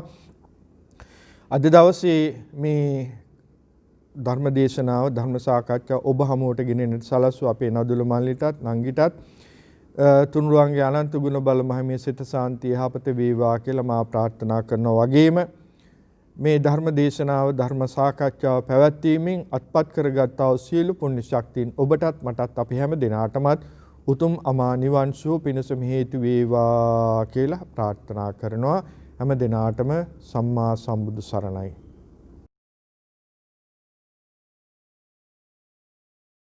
කරණීය මත්ත කුසලේන යං තං සංතං පදං අபிසමෙච්ච සක්කෝ ජෝච සෝජෝච සුවචෝ චස්ස මුදු අනතිමානි සන්තොස්ස කෝච සුබරෝච අප්පගිච්ඡෝච සල්ලෝක වුද්දේ සම්තින්ද්‍රයෝච නිපකෝච අප්පගබ්බෝ කුලේසු අනනුගිද්දු රතකුද්දං සමාචරේ කිංචේන විඤ්ඤෝ පරේ උපවදේයං සුඛිනෝ ආකේමිනෝ හොන්තු සබ්බේ අත්තා භවන්තු සුඛිතත්තා ඒකේචි පාන භූතත්තේ රසාවා සාවරාවා අනවසේසා දීඝාවා ඒ මහන්තාවා මජ්ජිමා රස්ස කානුක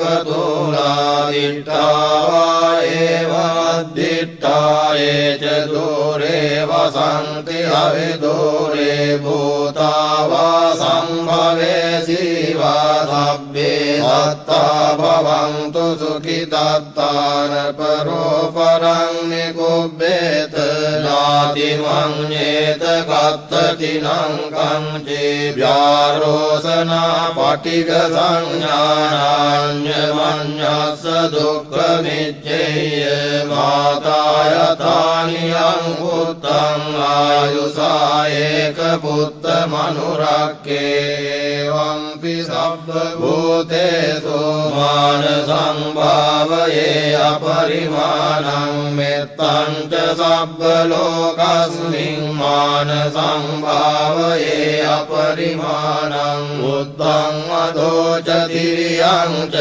අසම්බාධං අවේරං අසපත්තං තිට්ඨං තරං නිසින්නෝ වාසයානෝ ආයාව තස්ස විගත මිද්දෝ ඒතං සතින් අදිත්තේය බ්‍රහ්මමේතං විහාරං ඉදමාවෝ දිත්තෙන් ච අනුපගම්ම සීලවාදස්සනේන සංපන්නෝ කාමේසු විනේයගේ ධම්මයි ජාතු ගබ්බසේයං පුනරේතේ